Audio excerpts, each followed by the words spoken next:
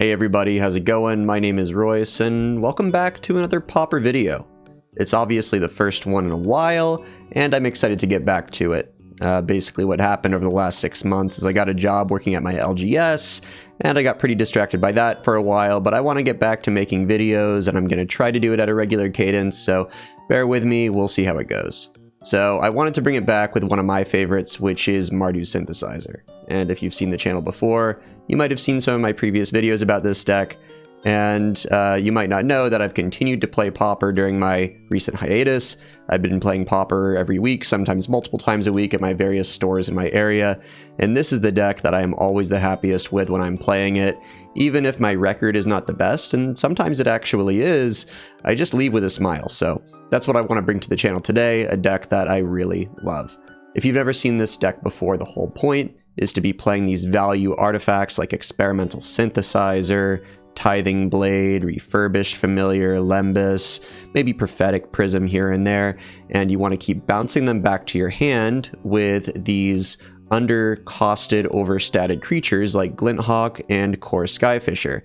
In doing this, you can sort of turn the downside of these 1 and 2 mana flyers into an upside by bringing these artifacts back to your hand so you can replay them and get their enters the battlefield effects over and over. Experimental Synthesizer also offers a leaves the battlefield trigger, so you get an exile when you play it and then another exile when it leaves the battlefield. So obviously a lot of value in this deck.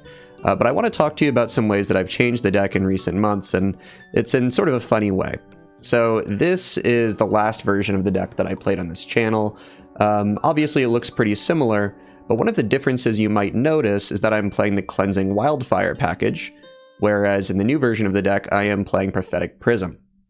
So recently Prophetic Prism was unbanned in Pauper, and what this allows you to do is just play it, have an artifact on the battlefield, cycle itself, you get a draw when you play it, and it helps you fix your mana. This is also sort of a poor man's Lembas.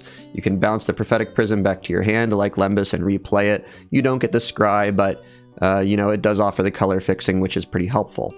So the thesis with this version of the deck is I don't need to go big mana, I just need to have the right colors of mana, so I don't necessarily need to be ramping with the Cleansing Wildfire. And, you know, Prophetic Prism sort of contributes to the deck's other plans of needing to have artifacts in play and wanting to have permanents to bounce. So I've been enjoying this version of the deck, and I am playing it a bit more aggressively. Previously, I was playing 0 copies of Lightning Bolt and only 3 copies of Galvanic Blast. Currently, I have gone from 3 up to 7 bolts, so to speak. So I'm playing 4 Galvanic Blast, and actually 4 Lightning Bolt. In paper, I've been playing 7.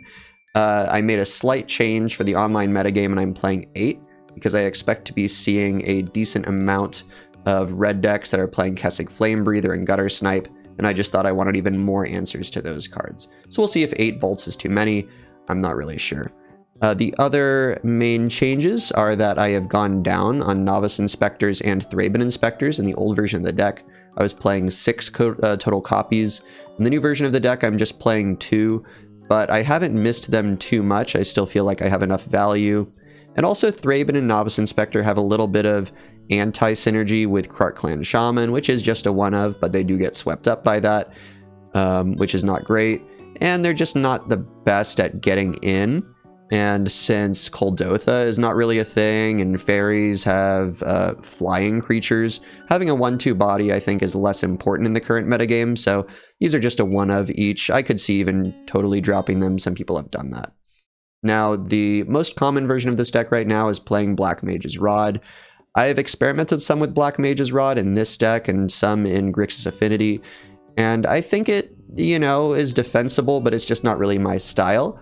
What Black Mage's Rod is trying to do is to sort of take a turn halfway off. You're just spending 2 mana to play a 2/1, and then later on down the road you're storming off with burn damage from the Black Mage, but I would prefer to just spend that time further developing the board and getting in with more flyers, more Glinthawks, Core Skyfishers, Refurbished Familiars, because, you know, if you think about it over a long term, repeatable creature combat is like a bunch of free lightning bolts. It's like a bunch of free Black Mage's Rod pings. So that's really what I'm trying to do in this version. If Black Mage's Rod is working for you, that's great, but I am going to steer clear of it for now. The sideboard is pretty straightforward. It is tuned a little bit, again, to beat burn decks and spy decks. So I have 4 total exile effects in the board. It looks like right now I'm not playing any main deck Thraben Charm.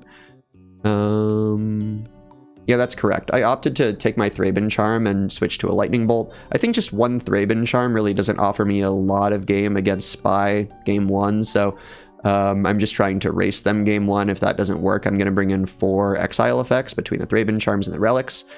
I am playing 3 Red Elemental Blasts to give me some game against various different blue decks. This is my main sideboard here against High Tide. Campfire is decent against High Tide if they're playing only 1 Stream of Thought, but if they're able to play, you know, if they're playing 2 Stream of Thoughts, they're able to mill me for way more cards than I can shuffle back in with the Campfire, so this is not going to be very effective against them, but it still helps against burn. I'm playing the Cast Downs. I just love Cast Down. It's just sort of like an all-purposes creature removal option. It's going to take a lot to steer me away from this card. And this is in here against basically Writhing Chrysalis decks, which this deck struggles against. Clan Shaman is here for elves and various other troublesome things. I'm iffy on Clan Shaman against Terror. It can help, but we don't really have Death Touch in the deck.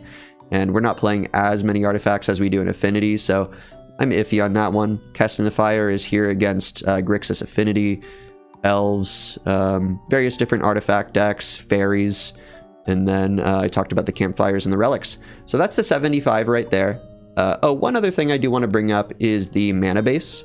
So I've just sort of split the difference on various different mana bases and decided to go with a mix of bridges, Mirrodin lands, and basic lands here.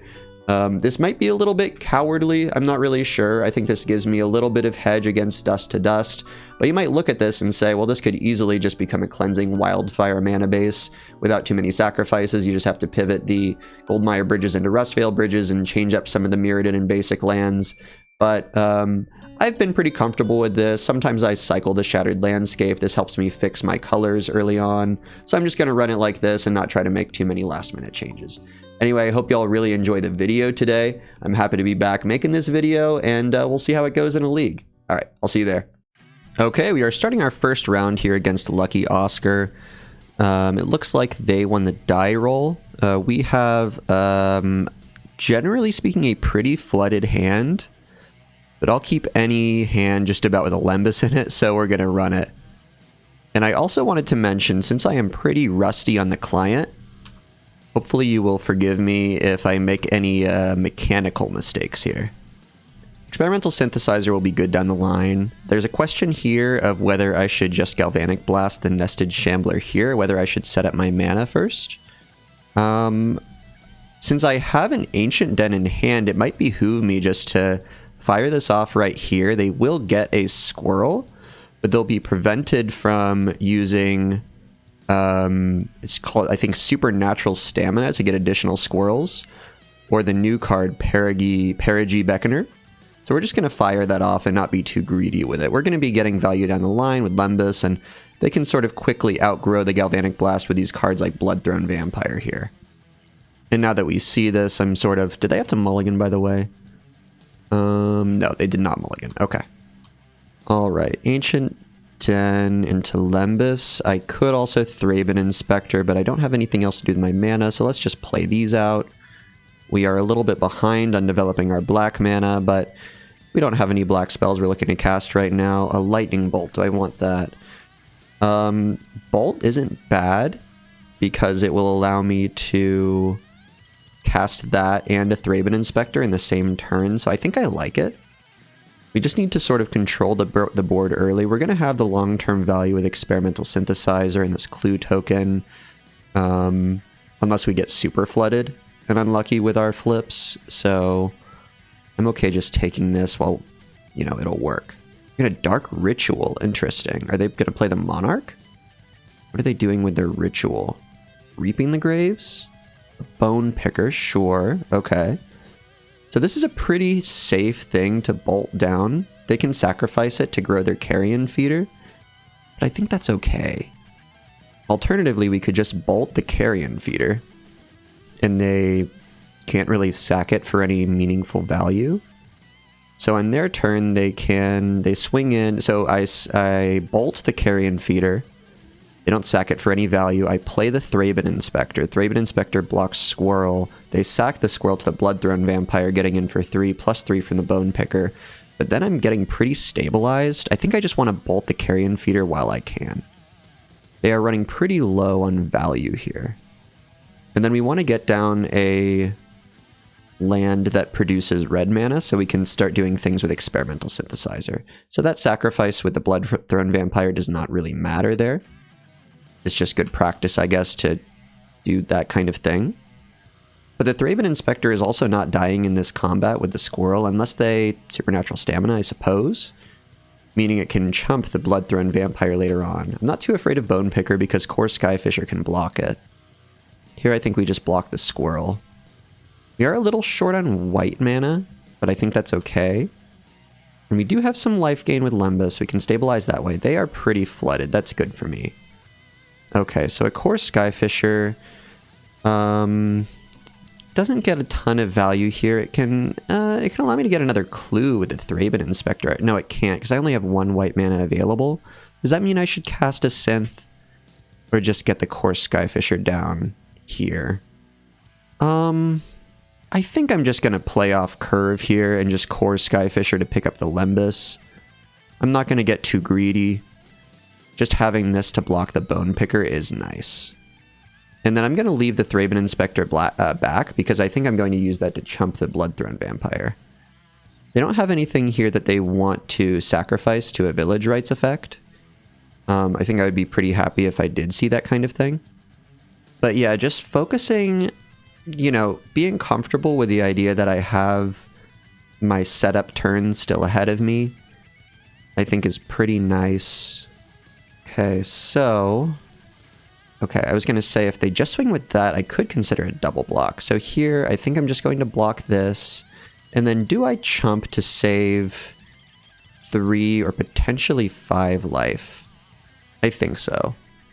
So here they're probably going to sack, yeah, the other Bloodthrone Vampire. That allows them to take out my Skyfisher and my Thraben Inspector. That makes sense. Supernatural Stamina, sure. So they're still going to have 2 threats on the board, which is a challenge, but they're out of cards, which is good for me. So here I could either... Okay, Glinthawk is interesting. I think I'm going to Synth at this point. I think most of my pickups are pretty good. Yeah, and there's one of them. So I have enough artifacts to refurb and draw a card. So I think that has to be the move. And then I could bounce it back and just keep drawing for more stuff. Let's do that. Yeah, this is fine because I still have more bounce effects to use on the Synth later on. Alternatively, I could bounce like a clue.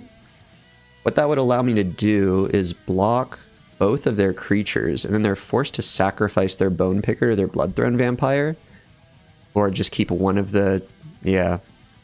Okay, let's play it more aggressive. Let's just bounce the clue. And then play out another white mana producing land. Because they are totally out of resources here. And they could chain together like a Village Rites. Okay, and they're just passing here. They need to accrue some more resources. So we have permission to sort of go off. With a Supernatural Stamina, they could keep Bloodthrone Vampire alive against a Galvanic Blast. I think I want to start by just playing the Skyfisher. Let's deploy more threats. I don't believe they have a way to get trampled. They do have a way to basically fling something at my face with, what is it called? Rite of Invocation? Something like that? Can't remember. Let's bounce the Synth. So we don't want to give them infinite time. Experimental Synthesizer is an awkward pickup there. I think I just allow that to go to exile. Do I go in with the Galvanic Blast here? And if so, against what? I think I try to take out the Bloodthrone Vampire. I am pretty... Okay, so they are F6'd here. At this point, let's just go forward. And I can attack with the Refurbished Familiar and block with the Glinthawk. Yep. So they are out of resources, and out of the game. So in this matchup, hard removal is okay. It's a little mid. I'm definitely going to bring in the Krark Clan Shaman. There are situations where it's awkward because they can just buff in response to the Krark Clan Shaman, but they have so many X1s that it has to be right. And, you know, I think I am going to go with the cast downs. What do I take out? Makeshift munitions is interesting. It does, you know, it does ping down X1s, but it's also sort of slow. So I never know if I'm supposed to have makeshift munitions in these fast matchups against X1s.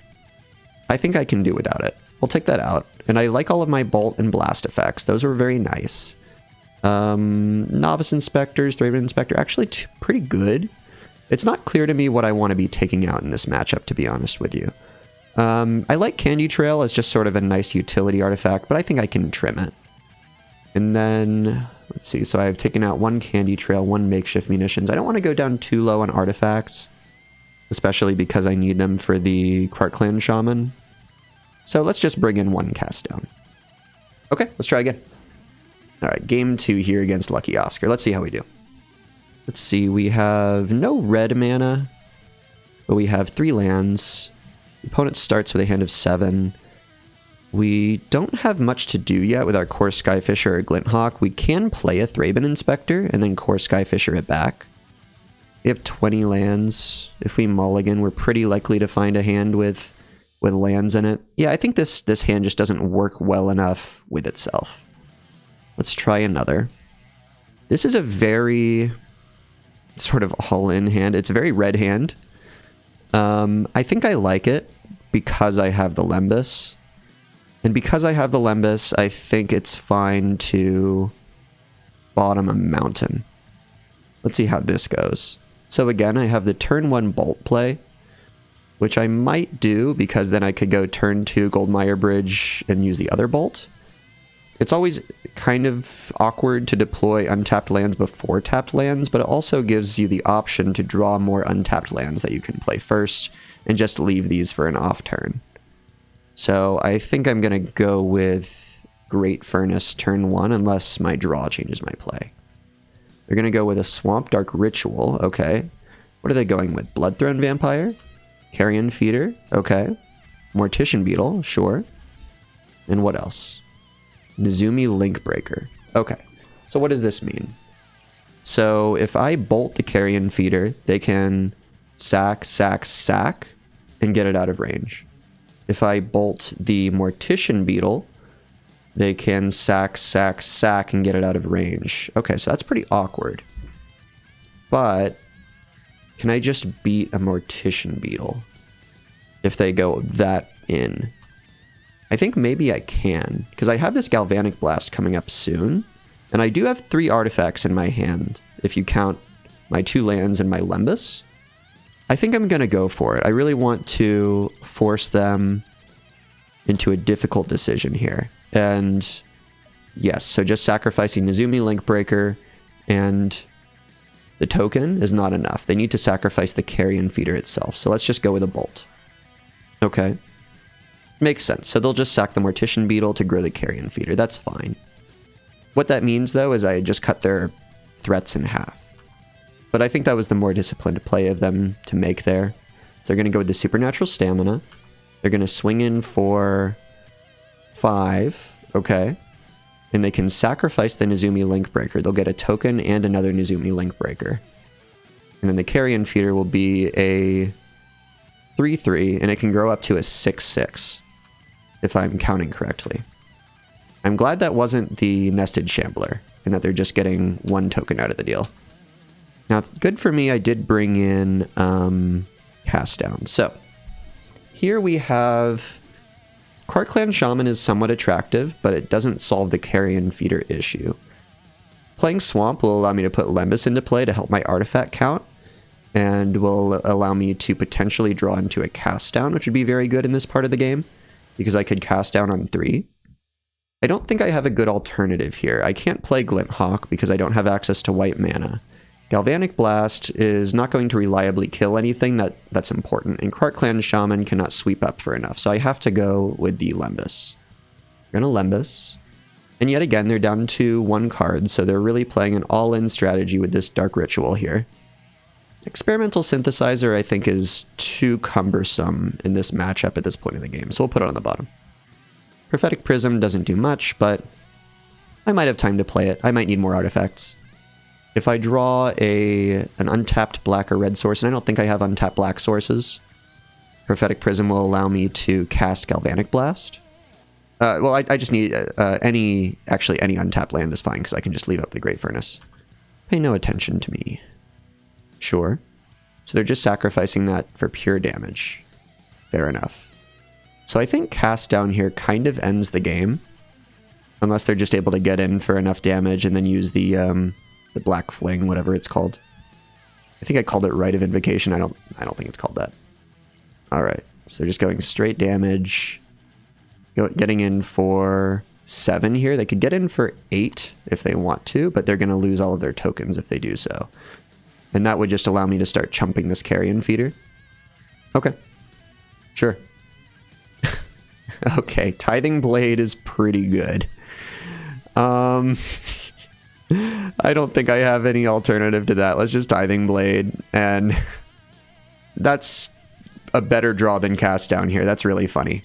Okay, they did not play around that. They could have played around the Tithing Blade without too much trouble. I'm glad they didn't. And now they will have a hard time getting anything else started. They're just so low. And that's the match right there. Okay. Not a super difficult one. We see that the bolts and the galvanic blasts really came in handy against this, you know, throw everything at the wall sort of matchup. And we got him.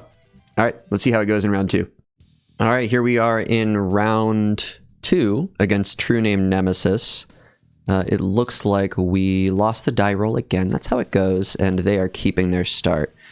We have a hand with a decent amount of lands. Again, a slow one, but similar to before, we've got the Candy Trail, we've got the Prophetic Prism, and the Experimental Synthesizer. So a lot of ways to sort of draw us out of this slightly flooded mulligan, so we'll keep it. And we have the tap land into untapped land. They're playing the Haunted Mire, which to me suggests maybe Gardens, potentially. I don't hate that matchup. I think here we're just going to start with the red producing land since we've got the Synthesizer in hand.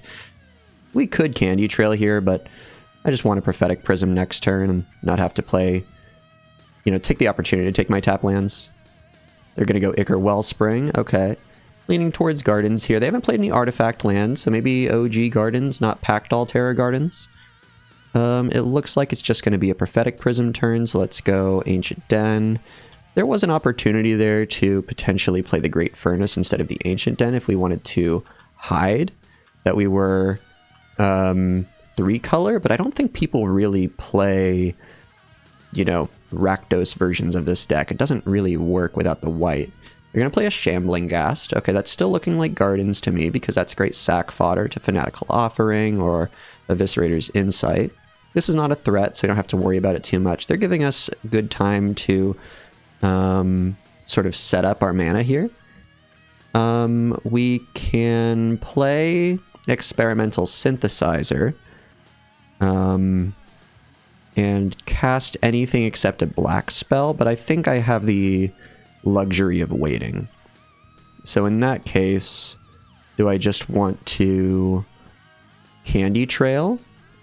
Or do I want to deploy the Skyfisher here? Oh, I do have the Prophetic Prism actually, so that's going to allow me to play what I draw off of the synth. So let's go for it. This is the strength here of the Prophetic Prism, and I sometimes forget that I have it. We find another Prophetic Prism, that's totally fine. We will just go with the Great Furnace and play this out. I didn't really want to play a threat right now anyway, because this deck is very adept at removing one threat at a time, or sometimes sweeping a board if they're really set up for the Crypt Rats. But I want to apply some more aggression than that. Just putting out a 2-2 or a 2-3 every turn is not really where I want to be if I don't have to. 4 mana for a Thorn. Okay, that's pretty awkward though. So I might want to reassess what I just said. Now that they have the Thorn down, they're pretty good. They're going to be pretty good at removing my threats that I deploy now to try to take the Monarchy. So maybe I'm better off just continuing to play my own game plan. So let's go ahead and synth. I'm not going to try to rush to take back the monarchy here because I don't think I'll be able to. So we get a plains. Do I synth again? If I synth again, I can get a land, which would be bad. So I guess I'll just play the plains and then a candy trail and then draw off of my candy trail. Glinthawk and Core Skyfisher. I think I like these. So I've got a high amount of threats coming up. I should watch my clock a little bit. I've been playing slow again, back to my old ways as I get used to the MTGO client here.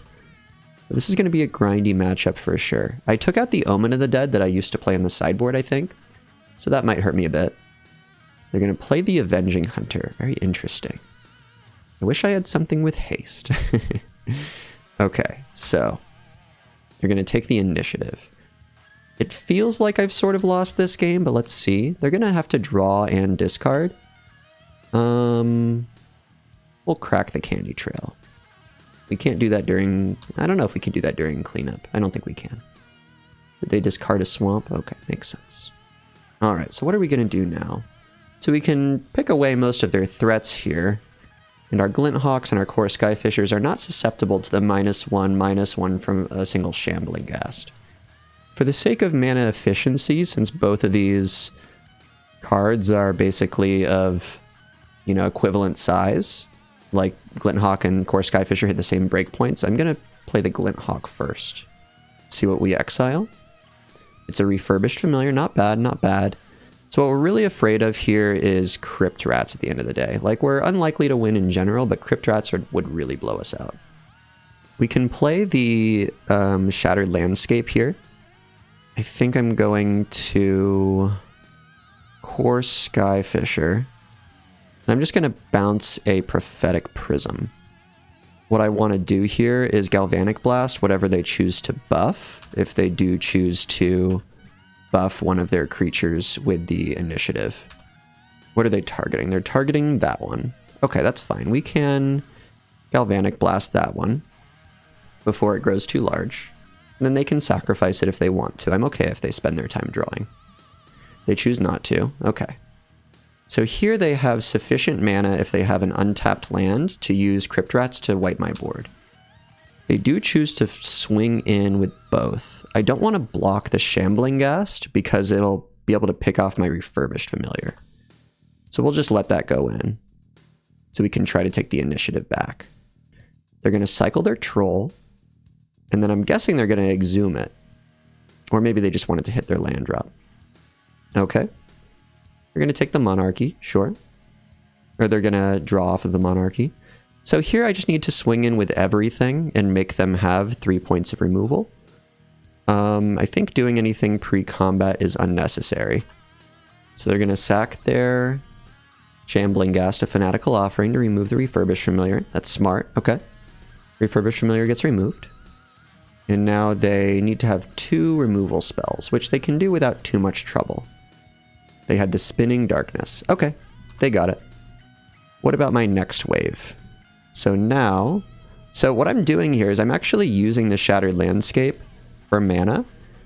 This isn't just an Evolving Wilds. Like, this is... I can tap for colorless. It's not a problem.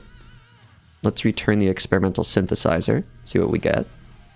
It's a Candy Trail, which is actually very interesting because that will allow me to choose what I'm going to synth into if that's my choice, if I want to synth after this. It's a Lightning Bolt, which isn't doing too much for me here, so I think I just want to... Do I bother Galvanic Blasting here? Probably, yeah. Yeah, Lightning Bolt doesn't do too much. I don't need another Prophetic Prism. That can go on bottom. Lightning Bolt is okay to protect the Monarchy, but I don't think I need it. Put it on the bottom. Okay, and then let's just blast this right now. I don't want them to be able to use their map token. I don't want them to be able to sacrifice it to a Fanatical Offering. So here they're going to probably trap me. They're going to goad my creature. Okay, I'll take that. Even though it's clever, it means that, you know, I can't keep this back as a blocker to protect the monarchy. I really don't mind. I'd rather that than taking 5 damage. And I guess they're probably doing that so they can get a skeleton instead of another card draw because they feel like they just need stuff on board, but I don't mind. I was going to attack with this anyway. Okay. I think we didn't know we were going to hit a bolt. I think we bottomed a bolt.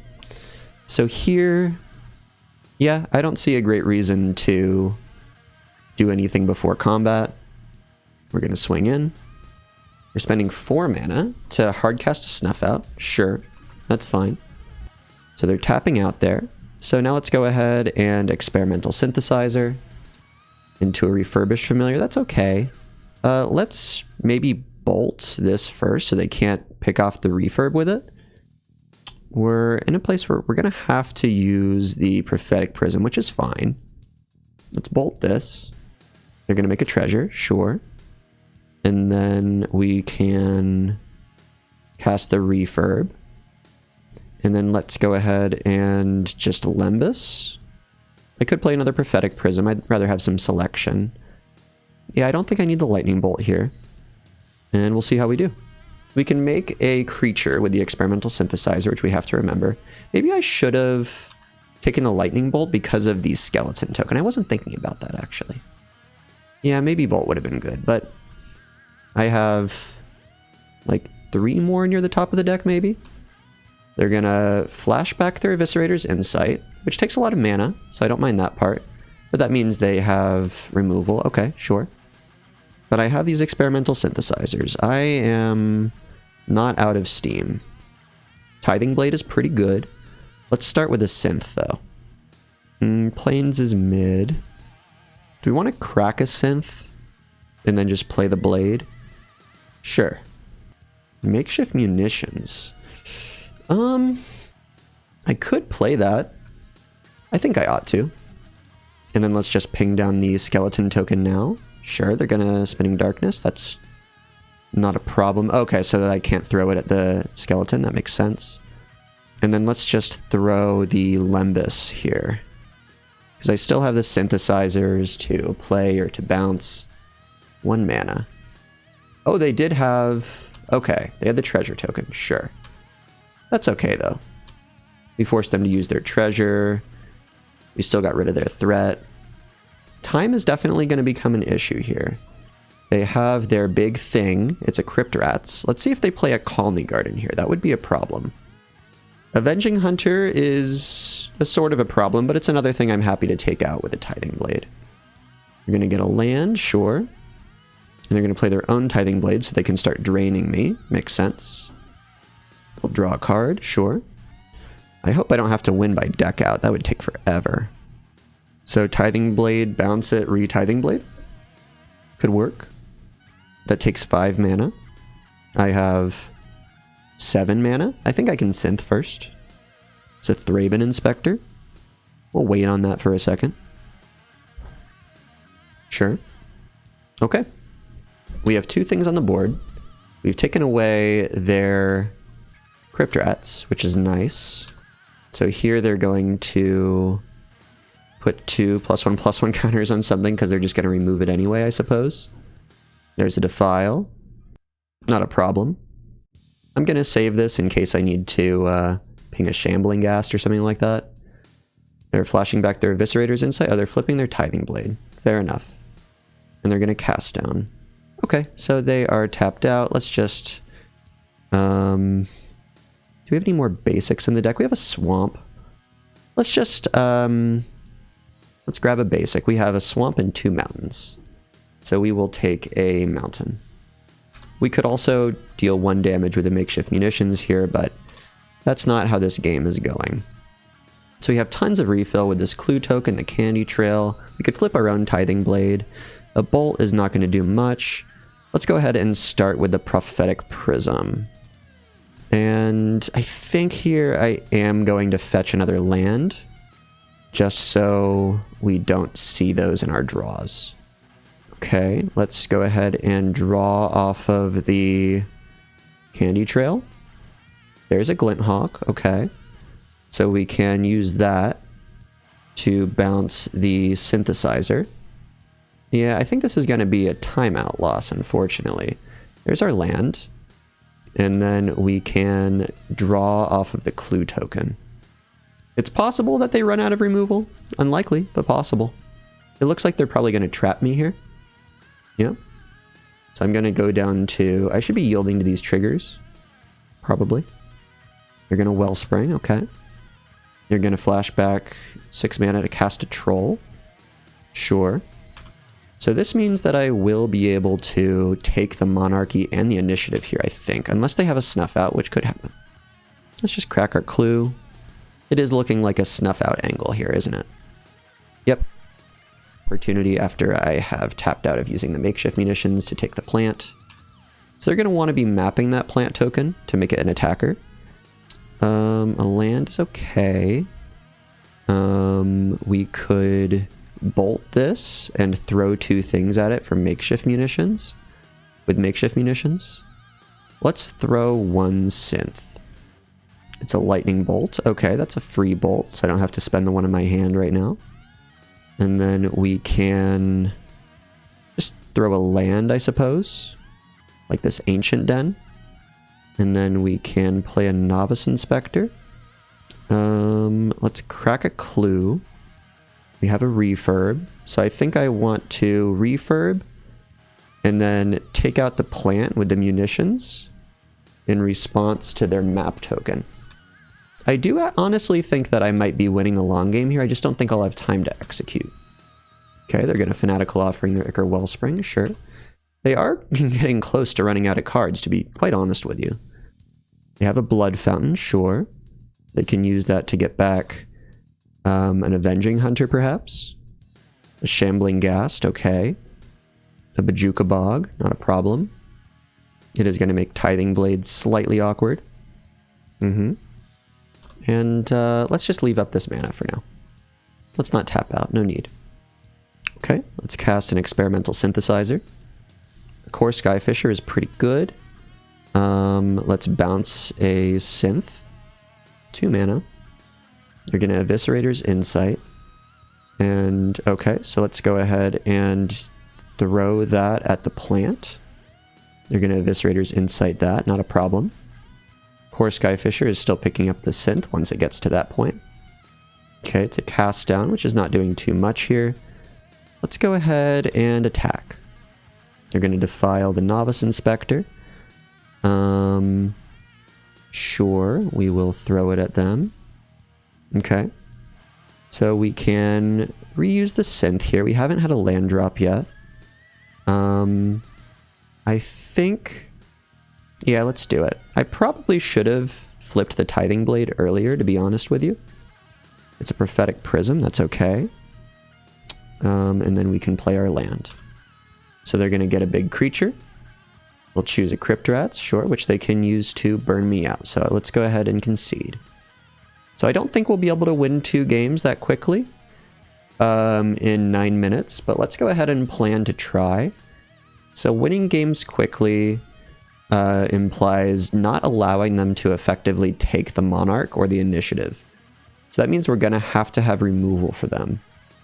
Thraben Charm is okay against their Blood Fountains, but if they're getting to the point where they're able to use the ability of Blood Fountain, we're going to lose on time as well.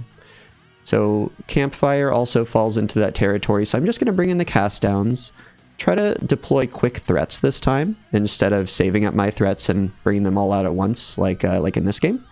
And we'll see if we do better with this, I say, improved strategy. Makeshift Munitions, I think, is going to be too slow for the strategy that I just said. And I think Krark Clan Shaman is not going to be needed. Let's see how we do here. I'm going to try to win this game in about 3 to 4 minutes. Let's see if we can do it. But yeah, that's more removal than I knew even Gardens played. That was, what was that, 15 removal spells? It felt like it. Yeah, let's go first. This looks like a fine hand. Slow, but beggars can't be choosers. I have my mana. I'm able to deploy a Core Skyfisher on turn 3, which might be too slow, but we'll give it a try. Yield until next end step. which I think is keybinded to 3 on my keyboard.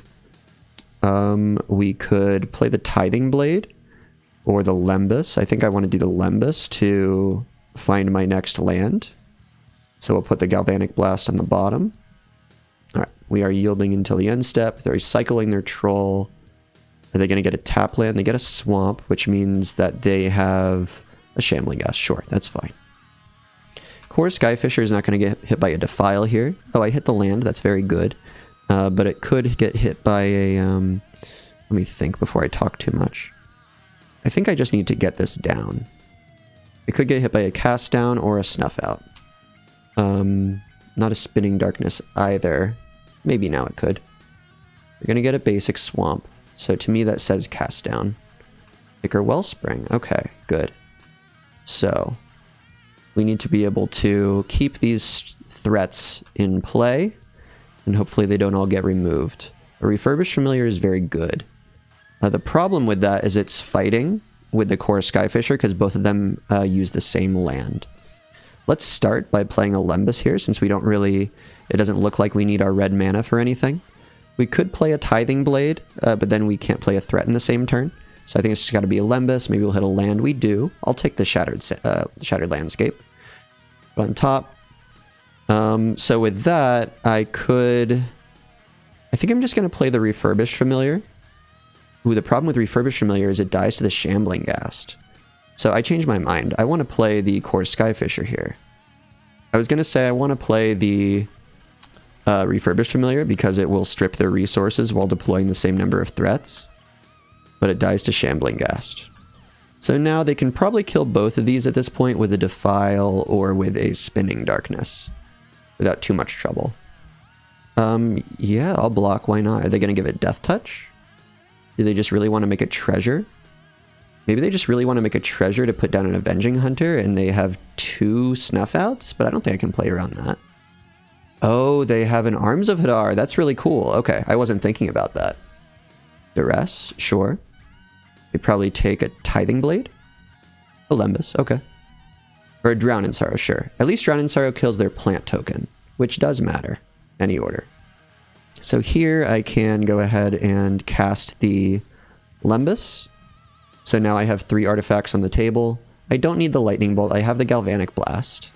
I hit a land, which is good. I can play the Refurbished Familiar. And I can Galvanic Blast their Avenging Hunter. If they don't give me something to Galvanic Blast, I probably just passed my turn. They're going to Fanatical Offering their Ichor Wellspring, sure. I've given them time to develop here, but it's not as bad as game 1. I just don't think it'll be good enough, but we'll give it a try. Yeah, our hand is way too reactive here, which is a problem. So we'll just swing in with the Refurbished Familiar. I think this is going to have to be a game where we Galvanic Blast their face. They take the damage, sure. And we'll pass. They're going to Defile now. Okay. Okay, so they have the Thorn. Yes. That's fine. Let's see what else they do. Take the Monarch. They're missing their land drop, so we're going to crack this. We need more black mana, potentially, with all these black spells in our hand. And then let's just cast this down, I think. Be mana efficient. We really need to find some value off the top, and we didn't do it. That's a shame. We don't have enough mana to flip our Tithing Blade here. Let's just quickly go through the next couple of turns, see what happens. They're going to Lembus, sure. It could be defensible to sacrifice my Lembus to shuffle it back into the library, but this is my main source. It's my only source of value right now if I pick up a flyer. I'm okay with Tithing Blade here because at least it takes out a plan. It forces the Fanatical Offering. Another Galvanic Blast. Okay, maybe we can kind of get them. They do have Lembus, though. That's the trouble. Tithing Blade. Sure. Eviscerator's Insight. Okay. So the logic for shuffling in the Lembus is we could draw Lembus, which might help us find more copies of Bolt and Galvanic Blast. But the argument against is that it means that if we draw a Glinthawk or a Lembus, or a Glinthawk or a Core Skyfisher, we can't just replay it. It seems like they might play a Troll here, which I would be totally fine with. It would just give me more time to find cards that I'm looking for. They're going to Reckoner's Bargain. a token. All right, so this is... I think I need to fire off my spells here. We are going to lose a lightning bolt, which is unfortunate. Okay, there's no need to do that. That was an overreaction by them, I think. I mean, it's not going to punish them, but it's a bit of an overreaction. They take the bolt, sure. So I'm going to leave the Lembas in play. I don't really have time to sacrifice it. We're going to discard a swamp to clean up. We're going to flip our blade by exiling a core Skyfisher. We're going to yield to the next end step twice. I think it's yielded right now. So they've got their own Tithing Blade, so I think that they've got us. They're going to flip their blade immediately, sure. I should yield to my own trigger. Not a problem. We could prevent that life gain by casting down our own thing, but I think that's too cute. Crack a Clue. Play the Prism. Glint Hawk. The Lembas. Sure. You're going to Shambling Ghast. Sure. You're going to Thorn of the Black Rose. Doesn't do anything. Yep. I should yield to that. Let's see if we can get in and get the Monarch. Can't. Okay. Is it interesting to play this out? Sure. I think even if we did not have the time issues, we would have probably lost this game. It's unfortunate, but I think it's the truth. Synth could potentially change things. Let's not yield to end step. We'll let them get in, sure. Do they play the Troll just to try to end things? They don't need to. They're in firm control. But I would be happy if they do, just because we have the cast down, and they should know we have cast down. Seems like they're rethinking things. Yep, that's the way to play it. I agree. Yep, they're going to sack that, make a treasure, do their thing. I still don't feel like I'm completely out of this game. Synthesizer in a Dream can go really far. They're going to just crack their Lembas immediately, so that does something interesting.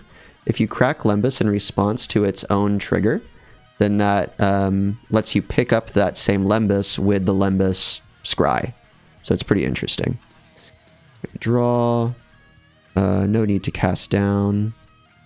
We should yield to that. Yep.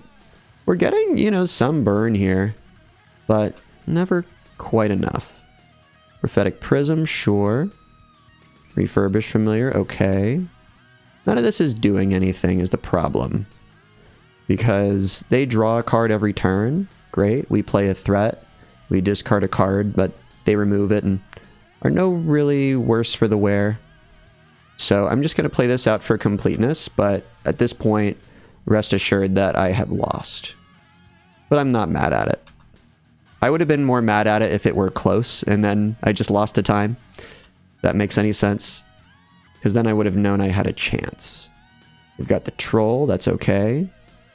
We want to respond here to the Monarch trigger, so they don't have the opportunity to draw a sack effect for this. They had one already, but that's okay. Let's see if we can get in with Refurbish Familiar and take the Monarch when it doesn't matter anymore.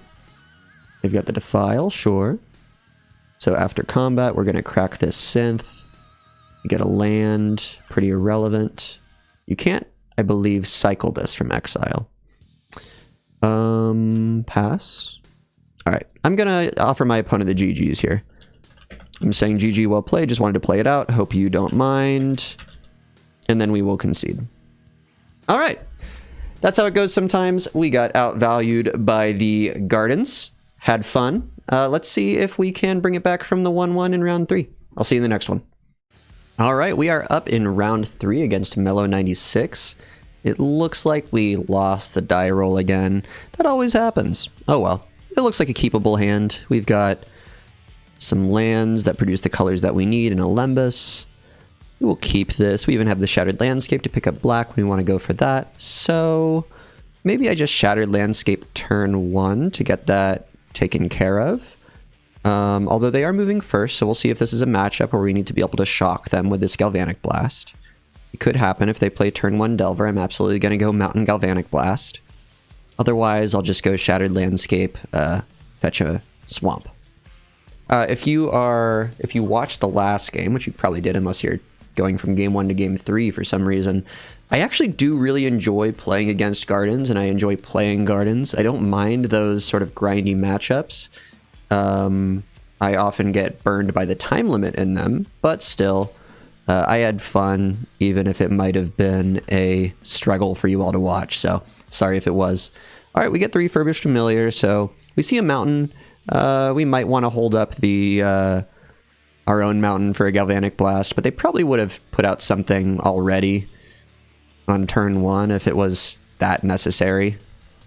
I guess what I'm trying to say is, you know, maybe they're not as aggro as I think they are if they didn't have a turn 1 play. Maybe the turn 2 play is a Kessig Flame Breather, and then we want to hold on to this anyway. It's a Highway Robbery, so it's going to be probably Mono Red Madness, judging by the land base so far of just 2 mountains. Swamp here is going to be fine. We're not able to Ancient Den into Refurb. Refurb is going to cost 3 mana, but we can Lembas. In the next turn, we can cast a Refurbished Familiar for 2 mana with our Ancient Den and our Swamp, which will give us our 3rd artifact to be able to Galvanic Blast a Kessig Flame Breather, dealing 4 damage to it. They could, in response, cast a... it's not a Needle Drop. A Lava Dart to kill my Refurbished Familiar and turn off Metalcraft so that I cannot Galvanic Blast and kill the Kessig Flame Breather, but we'll get to that later on. An Experimental Synthesizer is alright. I'm going to take it. Am I? No, I think for now I just want to draw more lands. Tithing Blade is good. Tithing Blade is a more direct answer to Kessig Flame Breather. So if it's a Gutter Snipe, I probably just go Galvanic Blast Refurb. If it's a Kessig Flame Breather, I probably go just Tithing Blade, hold up the Galvanic Blast. They did plot a Highway Robbery, so they could always use that and just sort of save up for a big Gutter Snipe turn. But everything they want to do with Gutter Snipe, they can do pretty well at instant speed, except for their draw 2s. You're going to Highway Robbery, probably discard a Snacker, if I had to guess. Which I don't hate, because I want to Refurbish Familiar anyway. 3 mana, Gutter Snipe. That's fine. So we can just Galvanic Blast and then cast Refurb. Or Galvanic Blast Tithing Blade if we prefer. Drossforge Bridge is interesting. Drossforge Bridge provides my 3rd artifact for Refurbished Familiar, but I don't have anything to do with this white mana right now, so I think it's still better to cast Refurbished Familiar for 2 mana. I could instead actually just play a Core Skyfisher to pick up the Lembas, and then Galvanic Blast down the Gutter Snipe, and I think that's actually the better play. We can run out these refurbs later. This does mean that I only have 1 artifact in play right now, but I think I'll have time to put more down into play. Let's Galvanic Blast this while I can. Good. No value from the Gutter Snipe. I like that, and I have a blocker for the Sneaky Snacker. That turn went very well for me. And they used their Highway Robbery, so that big burst of speed is gone. They do have another Gutter Snipe, and I don't have a direct answer to it here. They're going to Chain Lightning, targeting what? Probably my Core Skyfisher. Yes, that's what I would do. No. So here, I could Makeshift Munitions here, but I think I'm better off putting down Lembas to cast more refurbs. So this is going to be my 3rd artifact here again. Another Drossforge Bridge is fine. And then let's just force them to discard their Lava Dart, probably. They're actually in a pretty good position here, even though they're down to only 3 cards on their turn. They're likely to have something that they can discard here for value. Sneaky Snacker or Lava Dart would both be good for them. If I had 2 black mana available, I probably would have gone Tithing Blade and Refurb, but I didn't. They had to discard a Lightning Bolt, which is good for me. So that was basically, that Refurb just said, gain 5 life, because Gutter Snipe adds 2 to the bolt. Oh, that's too big. This used to be a smaller preview. I don't like the big one. Okay. Are they going to swing in with the Gutter Snipe? No, just the Sneaky Snacker. They're about to get that back. I still think I should block. So they're going to play Grab the Prize, discarding something, dealing 4 damage to me. If it's a non-land. Grab the Prize on a Kessig. Okay, that could be worse. We do have the Lembas in play. We got to remember that we have some life gain. But unfortunately, they got back the Snacker, so we can't Tithing Blade away the Gutter Snipe. They have two new cards and 1 old one. They're just passing. So they can operate at instant speed here is what I'm seeing. Lightning Bolt is very nice. Maybe I play Refurb here, and they will just discard their card that they could otherwise throw at my face. They discard a Mountain. Let's do another Refurb. What now? Another Mountain. Okay. Lightning Bolt. So they can Fire Blast me and put me to 6. Yes. And they have a... They don't have anything meaningful in the graveyard, though. So chances are pretty good that I can stabilize at this point. Between the Lembas and, I guess, flip Tithing Blade? Yeah, I'll block. So here they need to have drawn a Faithless Looting. And they didn't. Okay. Alright, so... Probably just swing for 2. I want to leave up... I wish I could leave up 3 red mana for Chain Lightning. Okay, I'm getting 2 into it. That's never gonna matter. So let's just crack the Lembas right now. We could wait to make them burn their Smash to Smithereens on it, but anyway, I don't think that's gonna happen. I don't think I'm throwing Lightning Bolt at my opponent. Another bridge is fine. Here I think we just play the Tithing Blade out to flip it next turn, and then we can chuck it at our opponent with a Makeshift Munitions later on. They're actually pretty low. Let's see, do they want to discard a card or sacrifice a land? Probably discard a card. They're spending 2 mana actually, instead of using their plotted Highway Robbery. They're going to cast a Kessig Flame Breather. Sure. So that's going to be able to get 1 trigger. Okay. So that puts me to 8. They're going to get back their Sneaky Snacker. Are they going to discard or sack? They're going to discard a Gutter Snipe. Sure. They have a land. So on my turn, I have 6 mana available. I think no need to kill the Sneaky Snacker right now. I like Novice Inspector. But I think I also want to flip this Tithing Blade. Let's just exile a Refurb. And then we can... Let's get in. Because this Makeshift Munitions means that we have a clock on them. And then we can throw a land at the Sneaky Snacker. I think I'd rather lose a land than lose a Refurb. I think we have enough red and black mana. I think this Ancient Den is more precious to me, so we'll sack a Drossforge Bridge. They're spending 2 to cast a Kessig Flame Breather, sure. They're playing a land. And they are casting Faithless Looting, so they get back the Sneaky Snacker. They discard both of their cards. They discard another Faithless Looting. Sure. Let's yield to this. Alright, that's pretty nice. I think we're usually attacking here. Well, let's see. Let's check a draw. Great Furnace is fine. Gives us more ammunition. We will attack. So what would we want to play at sorcery speed here? Another Tithing Blade, maybe? Okay, I'll crack my clue right now. It's a Synth. I'm going to hold off on that one. So they can cast Faithless Looting from the yard to deal 1 to me. They're not getting any through with combat. Yep, that's what they're going to do. There is not another Sneaky Snacker in there right now. That's all fine. So they've drawn first, which means that they can't get back their Sneaky Snacker this turn if I kill it. And I think I will kill it. I have 1, 2, 3, 4, 5, 6 mana. Not quite enough to kill them. So I need 7 mana, 8 mana to kill them with Refurb and Makeshift Munitions, because I'm going to have to throw... I could throw the Novice Inspector at this, and then if I draw an untapped land, then I could kill them. If they try to attack with the Sneaky Snacker here. That might be the move. Okay, that's what I'm going to try. Oh, but I'm also draining with the Sepulcher. Okay, I think we might have it. Wait, hold on. Go back. We'll use this. We're targeting this one. We're sacking this one.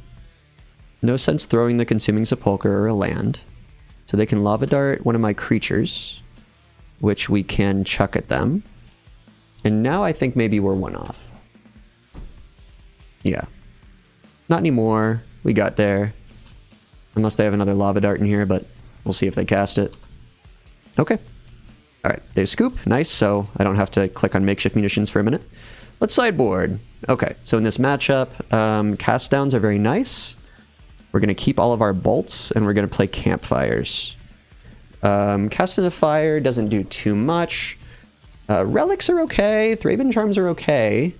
Is one of them better than the other is the question. Thraben Charm is removal. And it's Graveyard Exile, so maybe I prefer Thraben Charm to cast down. Let's substitute at least one of these. What's bad? Let's think about that. Not too much. We're a very low to the ground deck, honestly. How are Inspectors in this matchup? Inspectors are not great because their main combat threat is going to be Sneaky Snacker. They do just trade with Kessig Flame Breathers, but I think it's fine to bring them out. Bringing in... well, we're already bringing Campfires for artifact count, so that's okay. What else? What else? I like Candy Trail for the... It's probably not a Krark Clan Shaman matchup, to be honest with you. It can take out sometimes 2 pingers, but I don't think it's needed. And Tithing Blade is pretty good. I didn't see any Voldaran Epicures. Well, sometimes it will hit the Sneaky Snacker instead of the Gutter Snipe or the Kessig Flame Breather, so I might prefer more targeted removal. Makeshift Munitions is handy to sort of ping off those Sneaky Snackers as they keep coming back. So I might like that.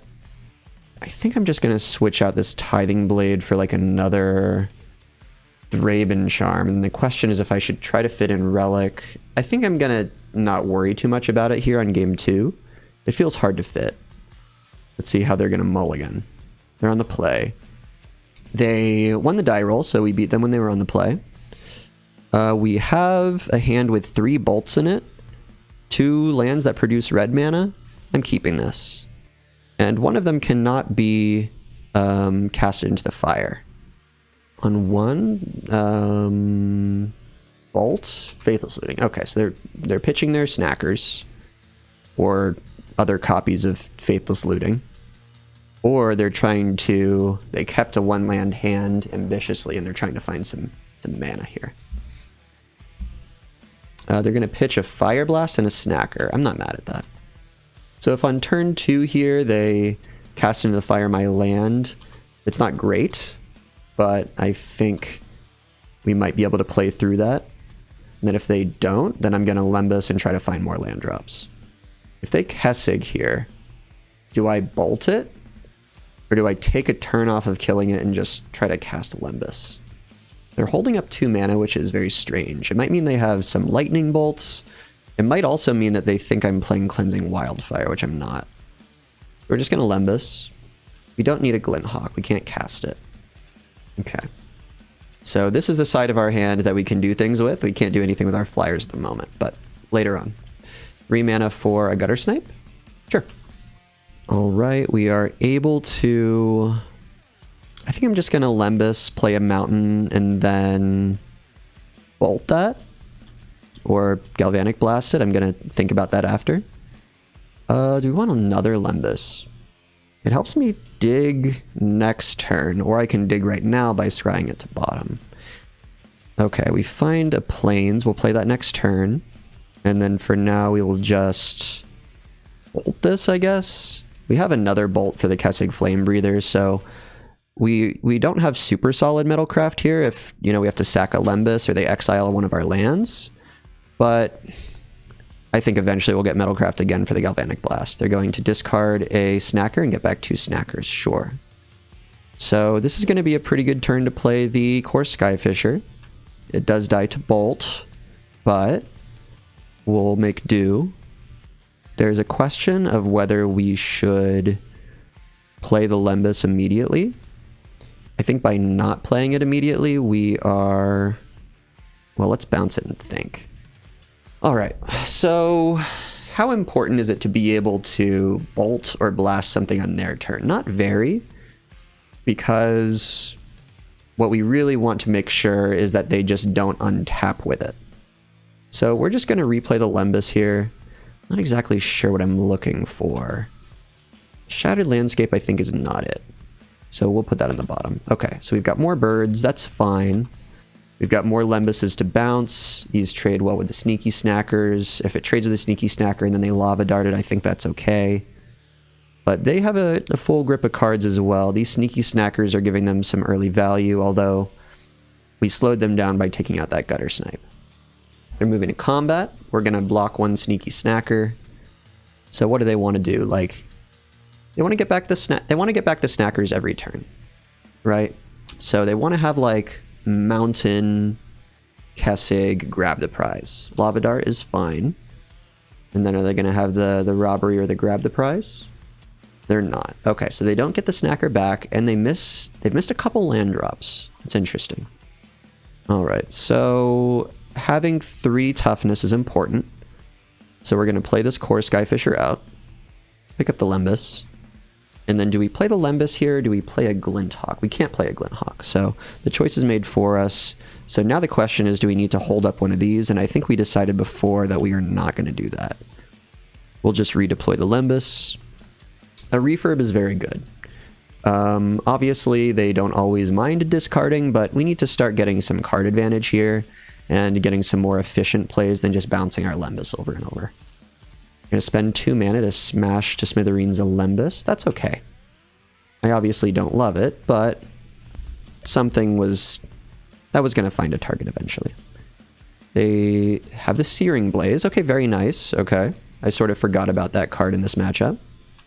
We can always crack this Lembas though. So if they have a Bolt and a Fire Blast here, we lose the game. They have Smash to Smithereens, okay. And a Lava Dart and a Fire Blast. They do have it, okay.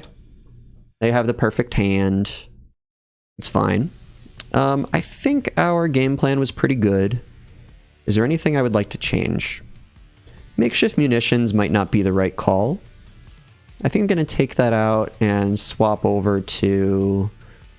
So what did we learn? We learned that they have Searing Blaze, and we learned that they have Smash to Smithereens that they boarded in. So against those, I think I'm just going to... I have so much removal in the deck already. Maybe what I want is to just bring the Tithing Blade back in for some more stabilization, but I think I'm okay. I think that was reasonable. They were on the play. I don't think they had to mulligan. So we'll just try to do better game 3. I feel like overall my deck is pretty well positioned against Mono Red Madness. Lightning Bolt is a good card. Whenever I told you in the past that Lightning Bolt wasn't a good card, don't throw that in the trash. That advice is trash. It's a good card. It's removal when you need removal. It's reach when you need reach. And I don't mean reach as in the keyword, I mean reach as in reaching for lethal. We will go first. We have an awkward start without red mana, but we do have the Prophetic Prism. So I think I will reluctantly keep. Also, neither of these is an artifact land, so we don't have to worry about them getting smashed to smithereens. Let's start with white, because we have white spells in our hand. Mountain. Pass. Okay, so I'm expecting a Lava Dart or a Lightning Bolt here. I'm going to continue to not play this out. Well, I guess if I play it out and then I have Prophetic Prism, that's fine, because then either way I have all the colors of mana that I need. So I changed my mind. We'll make them choose which artifact to destroy. 2 mana. Smash to Smithereens, sure, like I was talking about. Okay, that's fine. Alright, we've got the Thraben Charm. Do I just get the Core Skyfisher down, or another Prophetic Prism? I don't have anything to do with 1 black mana. I could Bolt their face, which is bad. I don't think it's essential to deploy a threat right now. I think I want to keep drawing to keep hitting land drops as they kill my lands. Get a Campfire, okay. So I think we took out the munitions, but if we did have it, an interesting trick would be to sacrifice an artifact in response to their Smash to Smithereens to prevent the 3 damage. They're going to chain lightning me, sure. And then pass because they missed a land drop. That's pretty good for me. We're missing lands too. Do I experimental synthesizer to dig deeper and have 2 chances to hit a land? I think I will. This is a situation where Prophetic Prism increases our likelihood of getting good synth flips. And it's a mountain. Okay, that's very good. So we'll play the mountain. And then we don't care about bouncing the synth. We could get Coarse Skyfisher down. I think I just want to maybe start accruing campfire value. So here they can spend their time smashing this to smithereens, but then I could pick up this synth with a Coarse Skyfisher and have a pretty good chance of getting a good play. I wonder, could they be actually holding a land for their Searing Blaze? That's a very interesting idea. You get a Goldmire Bridge. Okay, that's fine. So I think we want to be gaining life each turn. And what does that mean? Does that mean we probably play a Glint Hawk here since we don't care about blocking a Sneaky Snacker? So do we Glint Hawk the synth? I think so. Even though it makes it a little bit awkward to gain life in certain situations. A Candy Trail. Okay, that's fine. We'll cast a Candy Trail. Scry further. I don't think we need the cast down. And we have enough mana now that we don't need to do clever things with Candy Trail setting up our synth flips. So cast down we will get rid of. Great Furnace we will keep. Play the Goldmire Bridge and pass. So now this allows me to Lightning Bolt if I should have to, or just Campfire. I'm probably campfiring most of the time. Searing Blaze? Sure. I will keep gaining life, thank you. Alright, so let's go ahead and synth. There's some things we don't want to see for sure. Galvanic Blast is mid. Let's just Coarse Skyfisher and pick up a Prophetic Prism here.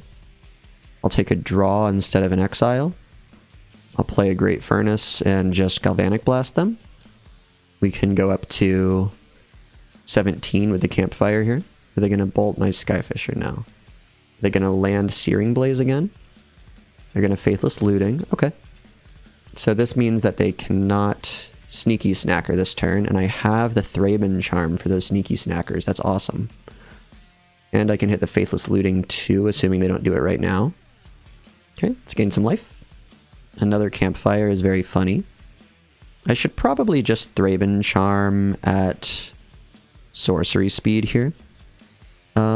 We can start with a Skyfisher.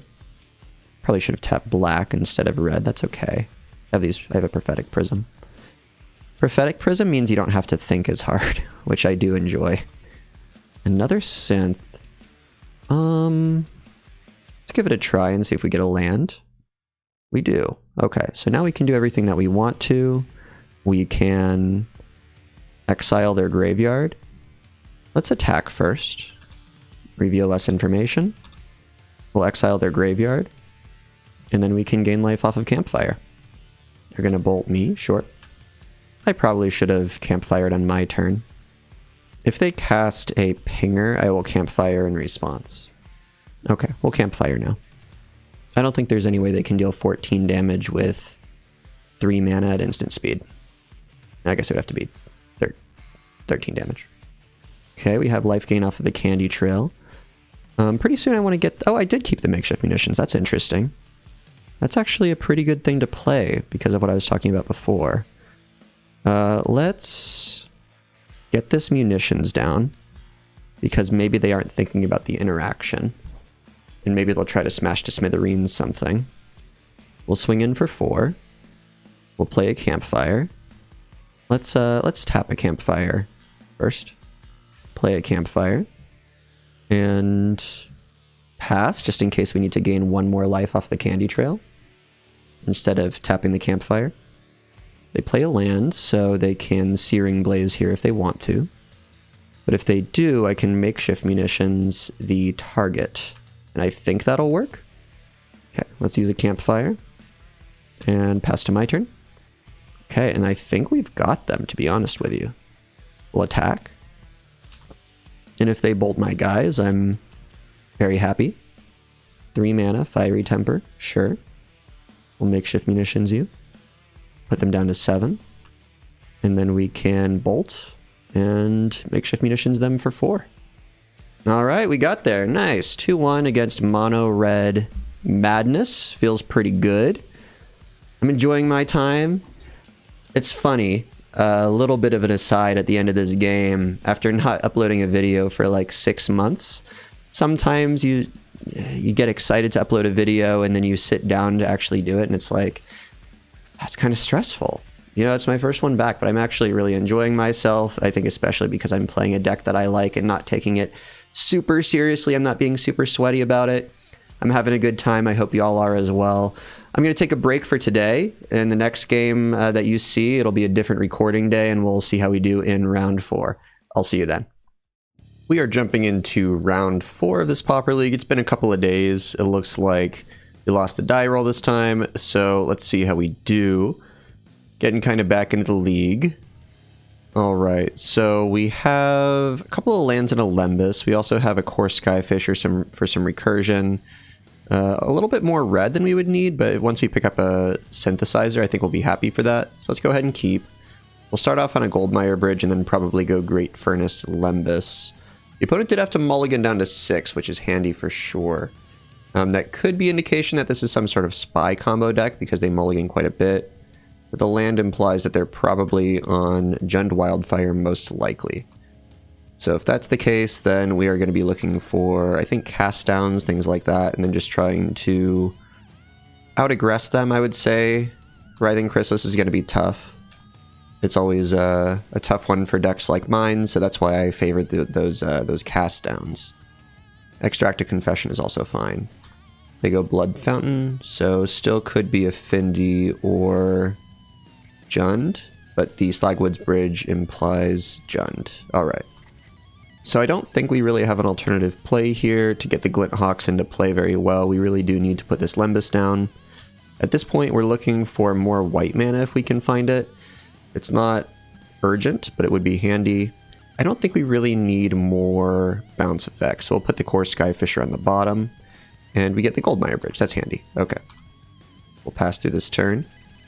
Now, they didn't have the turn 2 Wildfire, which is nice, so we're going to be playing a little bit of a fair game, at least up to turn 3. They might Wildfire here on this turn and play another tap land or something like that.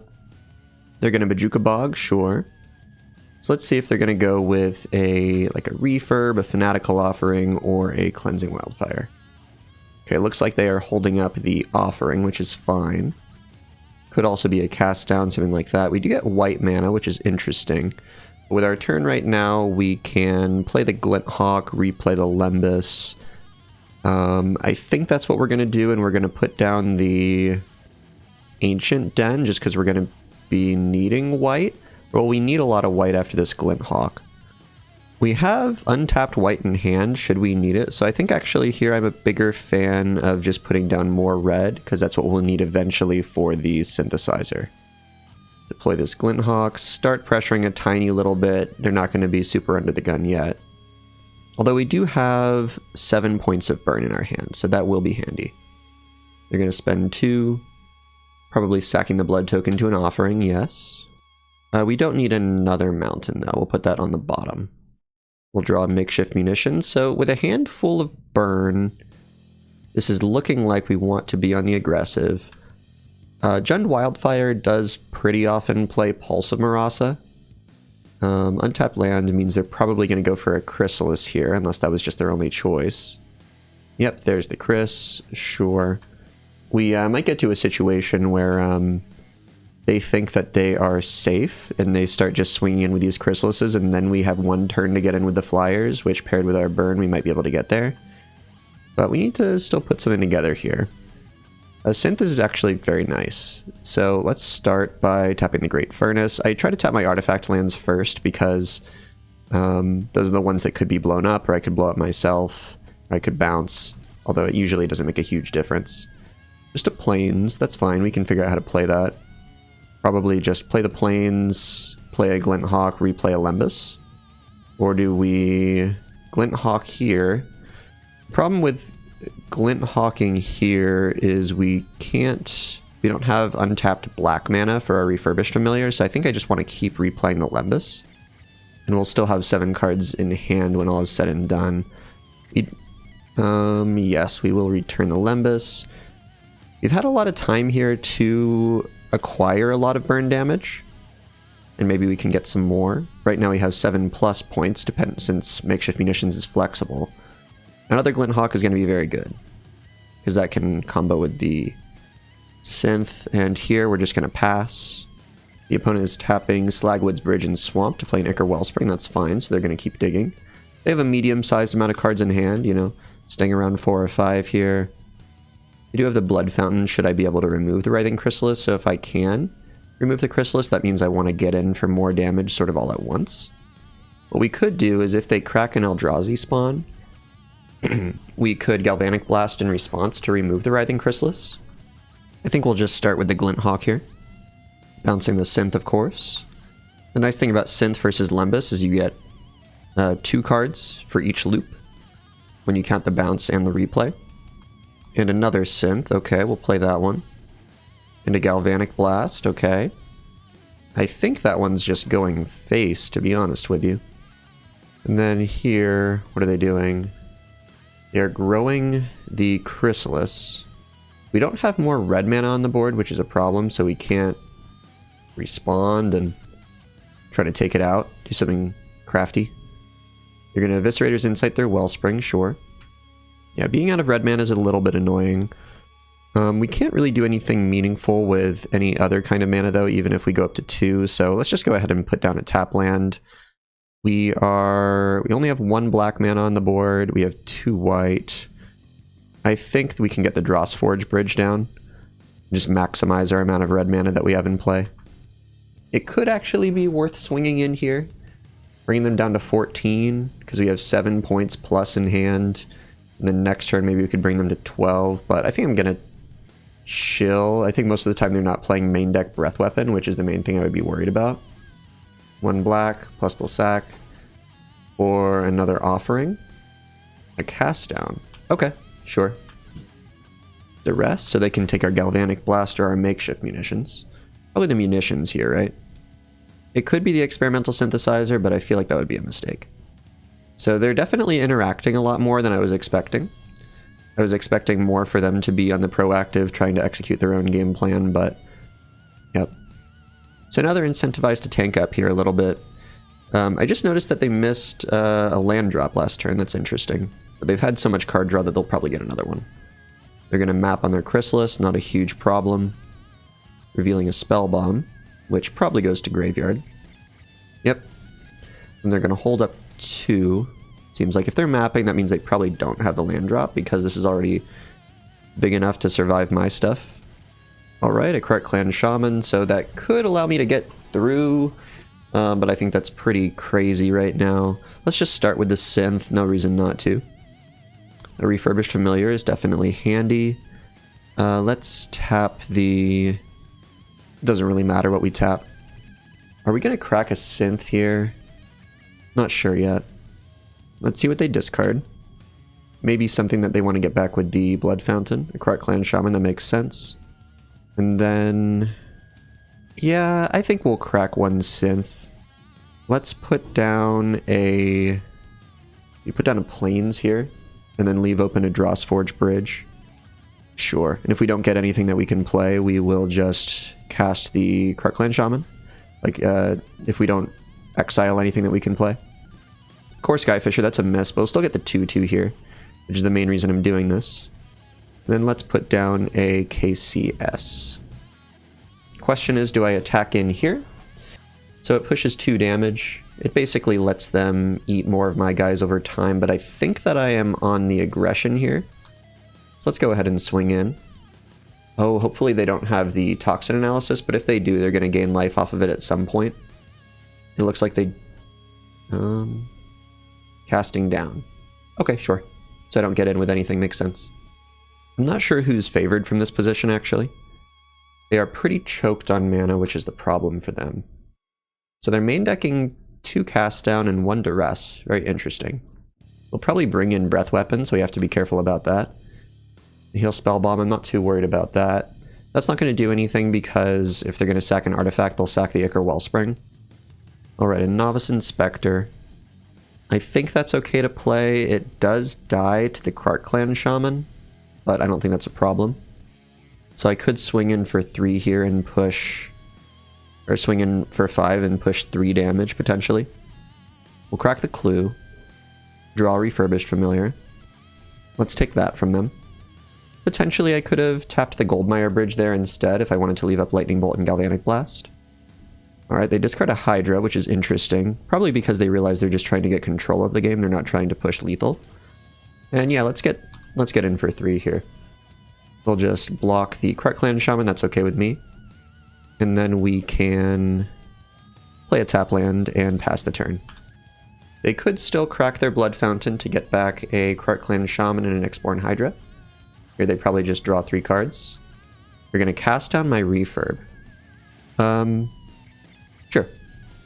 I still have plenty of artifacts in play, they're just trying to stem some aggression. But yeah, Krark Clan Shaman could have cracked my Synth for 0 mana, and maybe that's why they did it. You're going to play another Writhing Chrysalis, sure. So if they crack an Eldrazi spawn, I'm just going to fire a Galvanic Blast at that. Alright, let's do this. So here I can't get in for anything. The Tithing Blade I can use to force through the Galvanic Blast, and then they just Blood Fountain on their turn. Let's see, so I'm going to Tithing Blade, they'll sack a spawn. I will Galvanic Blast it in response, leaving them with, on their turn, 5 mana from lands and 1 spawn, so 6 mana. Let's do this. We can also craft this with a creature, if they don't crack their Spell Bomb, to start draining them. Do I really want to do this?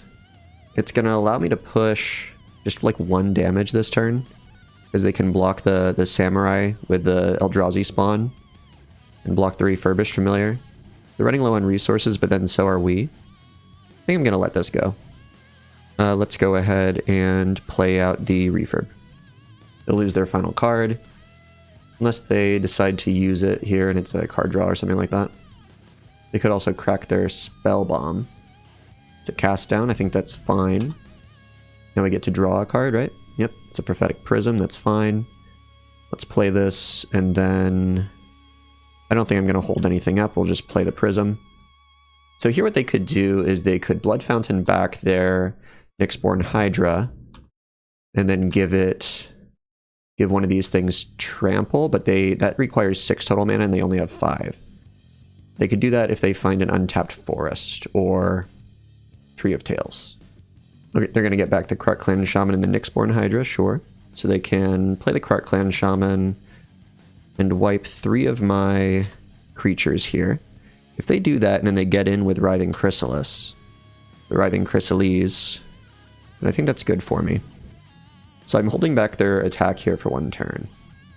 Okay, so they're going to do that before blocks, sure. They can see their card. I think we have just enough between the Galvanic Blast and the 2 Lightning Bolts here. So we're going to take 11, and then we will not block, and then get in for 2 plus 10. And we have just enough red mana as well, which I did not notice. Oh, actually, we're in excess because of the Prophetic Prism. We'll get in. We'll go with the 1 Galvanic Blast and the 2 Lightning Bolts. Okay, there we go. Managed to put it together. Definitely a bit of a nail-biter there at the end, but somehow we were able to run them out of resources. So what we can do here is we can bring in the cast downs and then cast into the fires. Cast into the fire is not as good on the draw, so we could consider not doing it, but if you're on the play, you can cast into the fire in response to their Cleansing Wildfire and interrupt them. I don't think we want to be going for Relic or Campfire. Mainly what we need to do is just remove their threats. Raven Charm could be a good one as well, because it can take out the Nyxborn Hydra, and it's another way to deal with the Chrysalis. Obviously there, the reach from our burn spells is pretty nice, but the question is if we want to be banking on that every game. I think we can take out a Krark Clan Shaman, because generally this is not like Affinity where you want to be using Krark Clan Shaman to sweep up all of their Chrysalises with Death Touch. It actually costs us a lot of resources to do that. The Tithing Blades I think are pretty mid. We're going to take those out. So that's 2 artifacts down. I try not to go too light, although it's not as big of a deal as it is with Affinity. You can go somewhat lighter on artifacts and Mardu. I think it could make sense to cut a couple of bolts, just because it's more awkward to be able to bolt a Chrysalis than to Galvanic Blast it. I know I'm talking a lot about Chrysalis in this sideboard discussion, but I think it is the hardest card for me to deal with. I think on the draw, we don't necessarily need 3 Cast of the Fire. 2 is probably fine, since we can't necessarily get them if they cast Cleansing Wildfire on curve. And then we don't want to cut too many creatures because of our Thraben Charms, so we could probably take out a Candy Trail. That's like a flex slot anyway. All right, let's see how this goes. So we are down on clock by about 4 minutes. So see what we can get done here. I think this is fine. We've got lands into acceleration with Lembas or Prophetic Prism. Depending on what we draw, we could go for either one. Let's keep. Our opponent did mulligan once last turn, or last game, so they were a bit unlucky there. Casting the Fire is interesting. It could actually come up, depending on how quickly they're able to Cleansing Wildfire. They didn't do it at all last game, actually. Them being pinched on mana was actually, I think, pretty crucial to our success, but obviously that's not something we can usually have much control over. So they did play a Mountain and a Swamp, meaning next turn they can Cleansing Wildfire, but unless we find a Mountain or a Great Furnace here, we can't do anything about that. So I think we're just going to go ahead and fix our colors by playing the Prophetic Prism here. Okay, still no bridge, that's handy. They're going Lembas, so that might mean that they are digging for lands. Yep. Or maybe they just don't have anything better to do. Alright, they do miss a land drop. That's pretty good. So they're probably gonna... Oh wait, no, they're tapped out. Never mind. Alright, so here what we can do is just play a Novice Inspector and hold up our Casting the Fire. And then if that doesn't work out, we can crack a Clue. It is a little bit defensive, but I think I don't hate it. They have plenty of cards in their hand right now, and they can get more with a Fanatical Offering. It's starting to storm outside. Hopefully y'all can't hear that. But if you do, I guess it adds to the ambiance. Alright, Refurbished Familiar. So Glinthawk is going to be less enticing here than Core Skyfisher. Although we are not guaranteed to get our mana online here. Yeah, we'll discard the Glinthawk. Oh, what I should have done is crack the Clue first in case I get something that I want less. Oops. We'll crack it now. See what we get. Dross Forge Bridge, okay. Alright, we have just enough artifacts here to refurbish Familiar. We can also swing in ourselves. Yeah, I'm not really sure the best way to play this matchup, if we really do want to be going for this interruption like this, or if we just want to be putting on more pressure. So if we just want to be putting on more pressure, then we would be tapping out more often, playing these Core Skyfishers, etc. Also didn't hit a land drop. I'll pass. So the awkward thing for them here is if they crack the landscape, they do get their green mana online, but they're slightly less likely to draw a land. And I don't think that that's enough to make them not want to crack the landscape, but I find myself going through that train of thought fairly often, so I don't know. They have just one black left. If they have a land, they'll probably play it here. Another refurb. Okay, in that case, I think maybe we're just going to cast into the fire, ping off their refurbs, meaning I discard Core Skyfisher, perhaps? Oh, also, I think I said I didn't get a land last turn, but I did, and it was a tap land, so if that's the case, sorry, I was just not paying attention. I'm going to keep this cast down just because I still want an answer for their Chrysalis. Alright, let's go ahead and Lembas. A land would be good. A Synthesizer would be good. Thraben Charm is okay. I don't think so. We already have the cast down. Galvanic Blast could be good later. Let's go ahead and swing in. And I think I'm just going to Glinthawk and replay the Refurbished Familiar. That does mean that I'm sort of short on value, but here I'm representing a clock.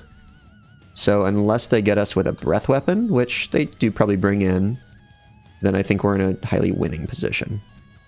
We still have a Core Skyfisher to pick up the Lembas. They're going to discard a Krark-Clan Shaman, sure. If they find an untapped land, they could play Writhing Chrysalis and then cast like a Wellspring or crack a Lembas, stabilize their life total a little bit. We're showing 5 damage. They find a tapped land, so now they can use one of the cleansing wildfires that might have been stranded in their hand. But at this point, ramping I'm not as worried about. That's fine. So they leave up black mana. They could cast Duress or Refurbished Familiar or Blood Fountain. And they found a... I think it was another swamp. There's the Blood Fountain, sure. So they are getting ready to strip our hand a little bit, meaning we want to deploy more threats if we can. Let's get in. Do I just pick up and replay the Lembas, or do I pick up and replay the Refurbished Familiar? If I do it with Lembas, then I can discard like a cast down and the new card that I draw off of replaying the Lembas to the refurbs. Assuming they can even double refurb. If I do it with the Refurbish, I don't have much else I want to do this turn. I guess I would just be Core Skyfishering, Refurbished Familiaring, and then I have like 1 mana left over. I think I want to do the Lembas. This allows us to keep a healthy hand size so that if we don't immediately win on the backswing here, let's put it on the bottom. I think I'm going to hold this land in hand to discard. Yeah, we're trying to basically set up such that we're representing lethal or close to lethal here, and if we don't have lethal, how do we make sure that we can actually get through? We can cast down the Writhing Chrysalis, so that's not a huge problem. They decide not to crack the Blood Fountain. I don't think I'm going to mess around with the Synthesizer here. Can do that later on. Let's cast down the Chrysalis. We're going to swing in for 6, and then potentially represent lethal. They could have a cast down for sure on one of our creatures. I'm not sure if we win here, but if we don't win here, we probably win next turn. That's okay. Yep, they're going to have the cast down or a Fanatical Offering. It's a cast down. Sure. Oh, we just win anyway. Okay, cool. We have enough artifacts, right? 1, 2, 3, 4, 5. We've got plenty. We've got the Prophetic Prism, Galvanic Blast, and Lightning Bolt. Nice. We get there. Okay, beat John Wildfire 2-0. I think, unless they can do something for colorless. Boogeyman of the format down. We are 3-1. Let's see how we do in the final round. I'll see you guys there in a second. We are heading into the final round here against Magic Ninny 1312, maybe? I'm not too sure. What we're going to do here is actually turn off the score overlay because I took a break after the 3rd round. It is no longer accurate. Just remember we are 3-1. So let's get that turned off. And then we are ready to begin. We won the dice roll this time, so we'll do that. This is an interesting start. We have 2 of our 3 colors represented. We've got Lembas and Tithing Blade. I think this is going to be okay. We'll keep. We do have this Lightning Bolt as well if we are against a fast deck. Otherwise, we'll just save that for later. But it will help against White Weenie, some sort of creature-based aggro, elves. Okay. Just a Mountain Pass, so they're probably going to just like Lava Dart us end of turn, which is fine. We can save this Lightning Bolt to answer one of their creatures. And obviously we're not going to Tithing Blade. Let's just... we could Goldmire Bridge here just to make sure we get our white mana online. But I think I just want to start drawing with Lembas. That would also allow us to immediately bolt a Kessig Flame Breather, but, you know, you can do that at sorcery speed. It's not a big deal. Because they are playing Mountain, I think I'll keep this Lightning Bolt to kill another Kessig. And we will pass. We've got Lembas for some life gain, which is going to be handy. Hopefully these don't just have to answer like Sneaky Snackers. That's always the unfortunate situation. Play a Mountain, okay. 2 mana. Is it going to be Grab the Prize? They're going to plot a Highway Robbery, sure. So we, I think, are definitely looking at Mono Red Madness here. Refurbished Familiar is interesting, but probably not the move because they prefer to have cards in their graveyard, and we don't want to do their work for them if we can avoid it. So here, let's just go ahead and drop another Lembas, and then we will see about playing this Goldmire Bridge. I think an Experimental Synthesizer will be good with the amount of red that we have. We've already got 2 red producing lands, and we're just going to tap out here. Now obviously we've presented no clock against them, which is, you know, not amazing. We'll see if they don't tap out for Gutter Snipe. They're going to play Faithless Looting here, which is interesting. That means they're probably wanting to... They're just going to double Madness me, sure. They've got the Highway Robbery plotted for later. You're down to 5 cards, which is becoming meaningful. Especially since I can lower that to 4 with the Refurb. Now, what are my misses here off of Experimental Synthesizer? Like another synth would not be amazing, Cast Down would not be great. But I don't have anything else that I really need to do other than probably play this Refurbished Familiar here at this point. Especially since they're tapped out and they can't Madness a third Fiery Temper at me. So let's just Synth. Maybe we hit a land, Glint Hawk. There's some good draws here. Galvanic Blast is not really one of them. Is it worth using that? I think so. Just because I don't really care about killing their Kessigs at instant speed. We'll just do that. And then take a card, and then be essentially tapped out with nothing to do with this Goldmire Bridge. Tithing Blade is okay, but not great against them, especially if they hit the Sneaky Snacker side of their deck. They discard a Faithless Looting, which does give them some value, but it's not the most. So I'm happier to see a Faithless Looting in the yard than like a Sneaky Snacker. Or maybe even a Lava Dart. They have another land here, so 4 lands is... They want to have 4 lands eventually, but probably not necessarily turn 1, 2, 3, 4. But they didn't choose to discard it, so they might have just top decked that land. We are sort of running out of stuff to do, unfortunately. We can weather their burn a little bit with these Lembuses and maybe crack an Experimental Synthesizer, but that's never what you're super happy to do, so it's looking like if I can, I'm probably going to Tithing Blade here. Even if it takes out a Sneaky Snacker, it's not the worst. And probably try to start attacking since we have these Lightning Bolts. They have the Gutter Snipe, sure. I'm not mad at that. Let's see if they have like Lava Dart, Fire Blast, Fire Blast. That would deal... Oh, and they have the Highway Robbery. Okay, okay. So maybe I'm going to have to like Tithing Blade and hold up Limbus Crack or something like that. Are they going to sack a land or discard a card? They're going to discard. It's a Lava Dart. Okay. They're going to Lightning Bolt me or the Refurb. Targeting me, sure. So I'm at an effective 5 here. So I am dead to a Fire Blast. They have the Fire Blast, and I think they got the game. Let's just see if they remember the Lava Dart there, which they should. And the opponent sees it. Okay. We take the loss there.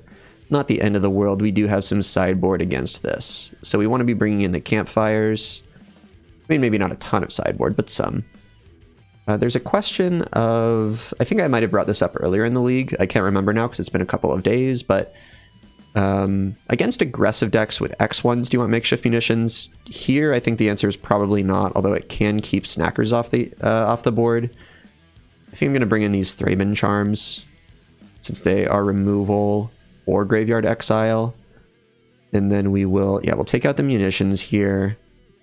I don't think we need the Cast Down, now that we have the Thraben Charms. And then do we take out a Tithing Blade? We don't really need the Inspectors for blocking here. But I also don't love to take them out if we're bringing in Thraben Charms. Our Clan Shaman can help against multiple pingers, but if that happens, I'm usually dead. So I think I'll take out the KCS and 1 Tithing Blade or 1 Inspector. Sometimes the life gain can help over the long haul, but I think we can do better. Let's just have more aggression with the Inspectors and try to present a bit more of a clock this game. I think this is a fine hand. We'll keep. So here I'm thinking about playing Goldmire Bridge into Great Furnace, into potentially Refurb or Limbus. I'm not sure yet. The opponent might be considering their mulligan, but they've also been, you know, taking their decisions pretty slowly, so maybe they're just double queuing, or there's someone like me and they're talking to YouTube. Refurbished Familiar, yeah, is not the greatest into them because not only can it discard a Sneaky Snacker or something like that, but it also can just die to Lava Dart. So Refurb, discard their Lava Dart, they Lava Dart my Familiar. It does not feel the greatest, even if it does set them back on lands. They're going to play the Voldaren Epicure. Okay. So they are playing those. Not everybody is, unless that's changed in the last couple months. I built this deck in probably like July. Lightning Bolt is interesting, but we can do that later. Do we refurb now? I think we can hold off. Let's just play the Limbus. We're going to take one from the Voldaren Epicure, which is okay. We don't need another land. Got the same one anyway. They have their second land. Okay, they're not relying on like a Faithless Looting. Are we going to see the Cast into the Fire, the Highway Robbery, grab the prize, maybe just play a Kessig Flame Breather?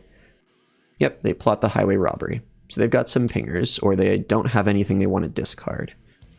Alright, so here, I'm going to strip some of their resources. If they're saving up for a Highway Robbery, this could be meaningful against them.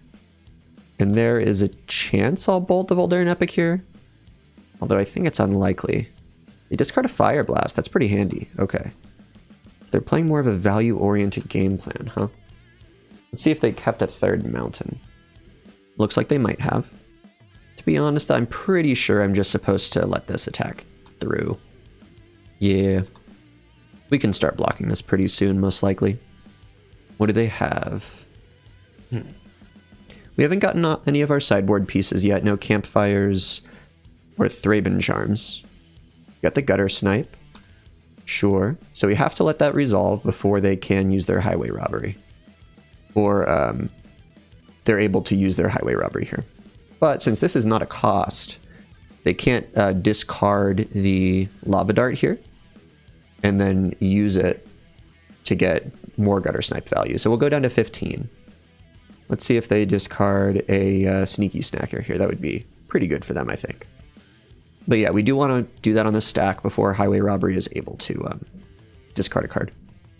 Oh, they're going to sacrifice a land. Interesting. Okay. Sure. All right, so got the Great Furnace and the Mountain in hand. I think the only thing that makes sense is playing the Synth here.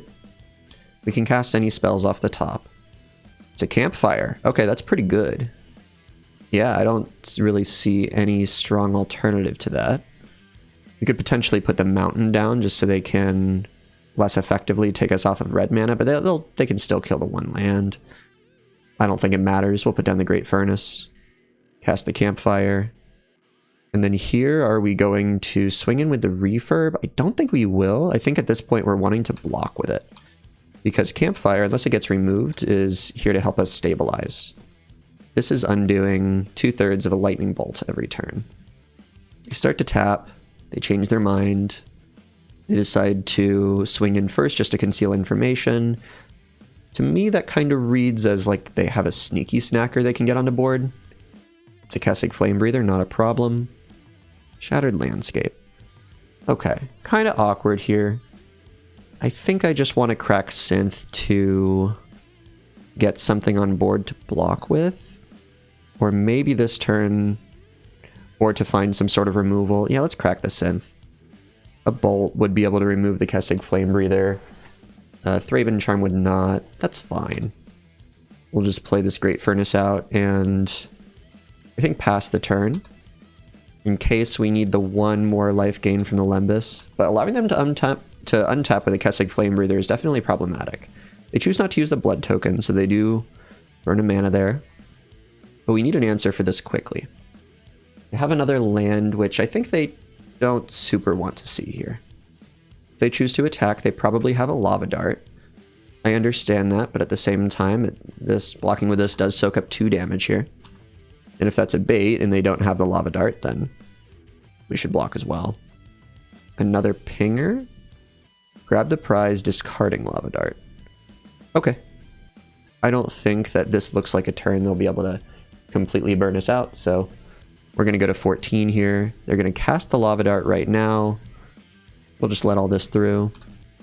And we're going to use the Campfire, even though it gains us 1 less life. We need the Limbus to give us some value if we top deck a flyer. Raven Inspector is not the worst. We'll start with that and just crack the clue. Another landscape is really not where we want to be. What I can do here is play it out. And then this will allow us to gain 5 life if we have to. And if we don't have to, we can gain 2 to 3 life and pull a basic land out of our deck. Because we are getting flooded here. Do they use the blood token? They don't. Okay. They're going to Faithless Looting. Sure. Is it really better to... Is it that much better to thin our deck by 1 card than to gain 2 to 3 more life? Maybe I'm just supposed to maximize my life gain here. Let's see where that is headed. They discarded, by the way, a Fiery Temper and a Highway Robbery, I think, to the Faithless Looting. They're choosing their targets. Yeah, but on the other hand, the reason to keep this around is still for the flyer, and that logic has not changed. Let's go ahead and just tap the Great Furnace for the Campfire. We'll take 3 here. We'll block their attack. They do have another land. They've managed to win the grind battle pretty well here so far, but partially just because we found so many of our lands. 10 lands in the top 16 cards is definitely a lot. They choose not to attack here. Do we gain 3 life? I don't think so. We can gain 3 life on a future turn if we're not dying here. We've got a lot of mana after all. And what do I want here? Another mountain, plains, a swamp. I think I just want to maximize red mana since I'm top decking. And I'm maximizing red mana for the synthesizer. Okay. We're not going to attack with the Thraben Inspector here. We're not pushing damage. They can just block it. A bunch of reasons we're not attacking. Do they have another Fiery Temper? They don't. They just got Grab the Prize. That's good for me. Am I going to... So what I've done here is I've prevented myself from cycling, actually. Would it have been worth it to cycle? I mean, not... Should I keep this to cycle? To draw another card? I think I'm going to do it. I know these are, you know, like, little considerations on the fringe, but we're really trying to stay alive here. We can't cycle this turn, but we can on a future turn. We're going to have, like, 8 mana. I think we'll be able to do it. We're going to tap out of most of our colors that aren't red. So maybe it was a mistake to get that mountain earlier. Searing Blaze. Did they play a land? Oh, they're just using it on the Refurbished Familiar. Okay. So we're going to take 2 total damage from that, and our refurb dies. They can swing in if they want to. It's not a problem. We'll block. We will tap the Campfire. And then here do we crack the Lembus because we can bounce the Thraben Inspector with a Core Skyfisher? I think maybe I will. Go up to 15. Shuffle that in. Prophetic Prism is okay. Let's start there. Should probably tap 2 Great Furnaces, like I was saying earlier, but it doesn't really matter. Lightning Bolt is good. Let's cycle. A Refurbished Familiar. Okay. I think what I want to do is take away their card and then kill their Kessig Flame Breather, because they're planning their hand around their Kessig Flame Breather right now. They're going to discard a Fire Blast, sure. We're going to bolt here, and then we can get in for 1. So we might have kind of stabilized here, which is very surprising. I think that they were definitely favored through most of that exchange where neither of us had much going on because they were just putting on perpetual, repeatable damage with that Flame Breather. But it's okay with me. Now we're out of stuff too. They could play the control game, but just this Campfire is getting us to a more healthy life total every turn. Let's just tap this right now. So now we can start attacking with the Refurbished Familiar, and then holding up the Thraben Inspector to block. Galvanic Blast is interesting. Am I better off just killing their thing? I think so. We're winning the long game right now. So now we are down 3 bolt effects, and they scoop. Okay, sideboarding for game 3. Nice. So do we want to change any of our game plan? We did not see any sneaky snackers the whole time, which is very interesting, in games 1 or 2, and both of them were pretty prolonged. Although we did see a Voldaren Epicure. Tithing Blade is not the greatest, but maybe it's better than Thraben Charm if they're not playing Sneaky Snacker. Does anyone not play Sneaky Snacker? Maybe I shouldn't risk it. I don't see anything else that I really need. Let's just resubmit. We are still playing the 1 Tithing Blade. Okay, Goldmire Bridge, Shattered Landscape. Sort of an awkward start. We'll have a black or a white mana and a colorless, although that will allow us to Lembus.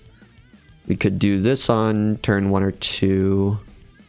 to get our red mana going, and then on turn 1 to get our red mana going, on turn 2 play Goldmire. I think it's going to be a keep. We've got the bolts as well to take out their pingers. They also mulligan down to 6, which is nice. The Thraben Charm here is not doing a lot right now. That might be used for its Graveyard Exile mode against a Sneaky Snacker if they do play one. I think because we have the Lembas available and we do have a couple of lands, I don't feel incentivized to Candy Trail yet. They play Mountain Epicure, Faithless Looting. Let's see if they've got the Snackers. They do have Sneaky Snacker. Okay. They're going to discard 2 cards that they definitely want in the yard. No Relic here. Relic would definitely be pretty good. But I think I just want a Goldmire Bridge to prepare my Thraben Charm for next turn if they don't immediately get their Sneaky Snacker back. Like maybe they just Kessig first or something like that. Another looting? Okay. They get back the Snacker. What did they discard? A Fire Blast and a Faithless Looting. Sure. So here... Oh, and a Sneaky Snacker and a Fire Blast, I mean to say. So here the Thraben Charm is pretty good. It's going to take out 4 of their 5 graveyard cards are relevant. The problem with the Thraben Charm is it does not set us up very well for future turns, but the draw of this Plains definitely helps that a bit. We won't be able to crack the Shattered Landscape for a while, so this half of our hand is sort of turned off, but I think we just really need to attack their value here.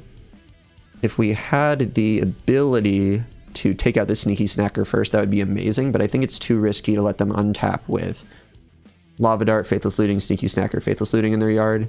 Even just a land will allow them to get the other one back. We'll play the Plains and the Thraben Charm. Okay, they are targeted. Just wanted to make sure.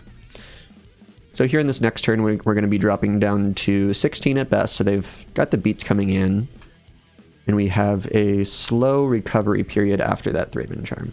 They're going to drop their Kessig Flame Breather, which is okay, right? No, it's not, because I don't have the red mana yet. So here I'm looking for a Prophetic Prism, a Mountain, Great Furnace, something like that. A Tithing Blade. The Thraben Charm is interesting. Probably just Lembas in case we can find a Mountain or a Great Furnace. And I'll Lembas off of these, and if I don't find one of those, I can just Shattered Landscape, crack for a Mountain. We don't want another Candy Trail. Dross Forge Bridge, huh? How much do we need the artifacts right now? Not much, since we have a Bolt. I think I'll just Shattered Landscape for a Mountain. Get the deck thinning going. Alright, so here we are dropping to 12 at best. They've definitely got the aggro game plan going. Although I still think I needed to take their graveyard that turn. If I take the Kessig Flame Breather, I still need to be able to deal with this Sneaky Snacker somehow. Hopefully not grab the prize. It's a plotted highway robbery, sure. A Great Furnace, huh? Oh, I forgot to crack my land. Oh, no. I mean, Crisis slightly averted by drawing the Great Furnace, but I would have liked to be able to take out multiple things here. That was a mistake. Okay. Oops. Oops. I think what I want to do here in that case is get down this Great Furnace. I think I'm bolting this all of the time, so let's do that. And then what else? We could play a Candy Trail, hold up Thraben Charm if we really need it for some reason, otherwise just crack the Candy Trail and gain some life. Sure. The Galvanic Blast is probably not needed, but I think the Skyfisher is good. Okay, hopefully not cracking the land doesn't kill me there, but if it does, I'll deserve it. You know how it goes. So they've got the Highway Robbery plotted. They are swinging in, so I think before they get in for damage, I'm going to crack the Candy Trail. Draw the Skyfisher that I knew about. Go down to 12 again. They could Kessig and use the Highway Robbery. They're going to Highway Robbery for which mode? Discarding a card. They're going to discard a Fiery Temper. Okay. Okay. Not amazing, but I think it could be worse. They're going to pay 1 red and cast a Voldaren Epicure. They've got the aggro going. I think the challenge here is how to play this Skyfisher well. Because I think I might need to heal off of the Lembas. If I'm healing off of the Lembas, what does that mean?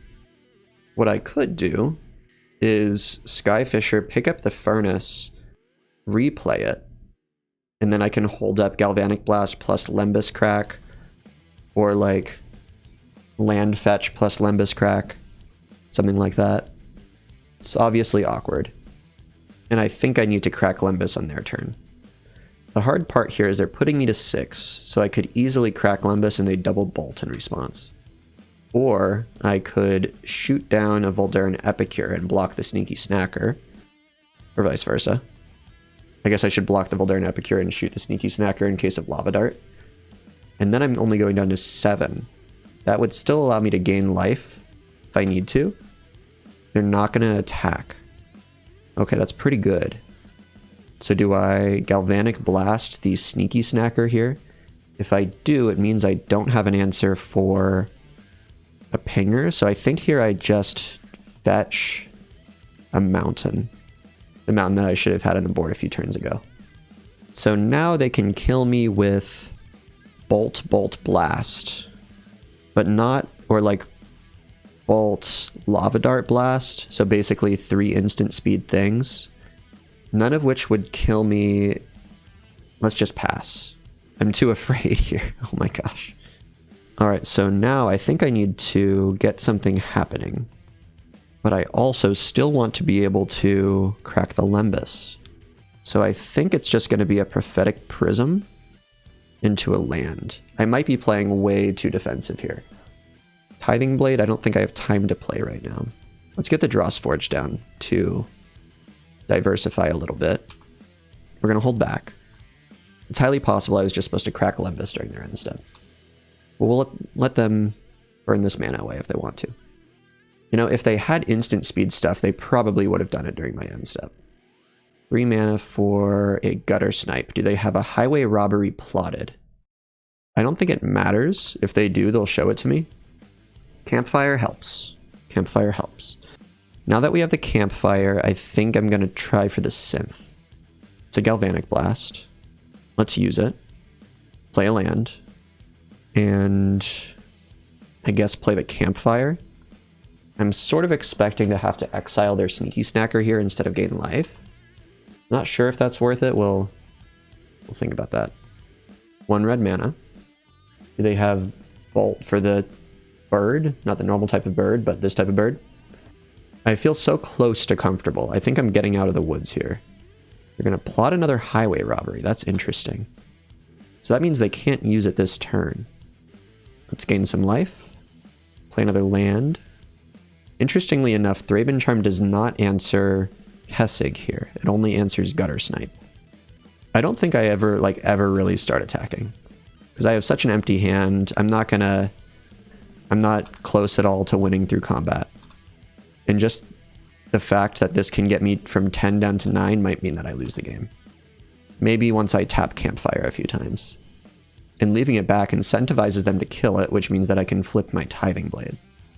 There's a Gutter Snipe. I can actually deal with that. So what we want to do is see what they discard and wait for the Sneaky Snackers to trigger. So that does allow them to discard a Lava Dart and actually deal me extra damage with this Gutter Snipe. But I think it's worth it. They're going to discard a Sneaky Snacker. The Sneaky Snackers trigger. I'm going to exile their graveyard. So now we don't have an answer to the Gutter Snipe, though, unfortunately. They do have a land, which is unfortunate.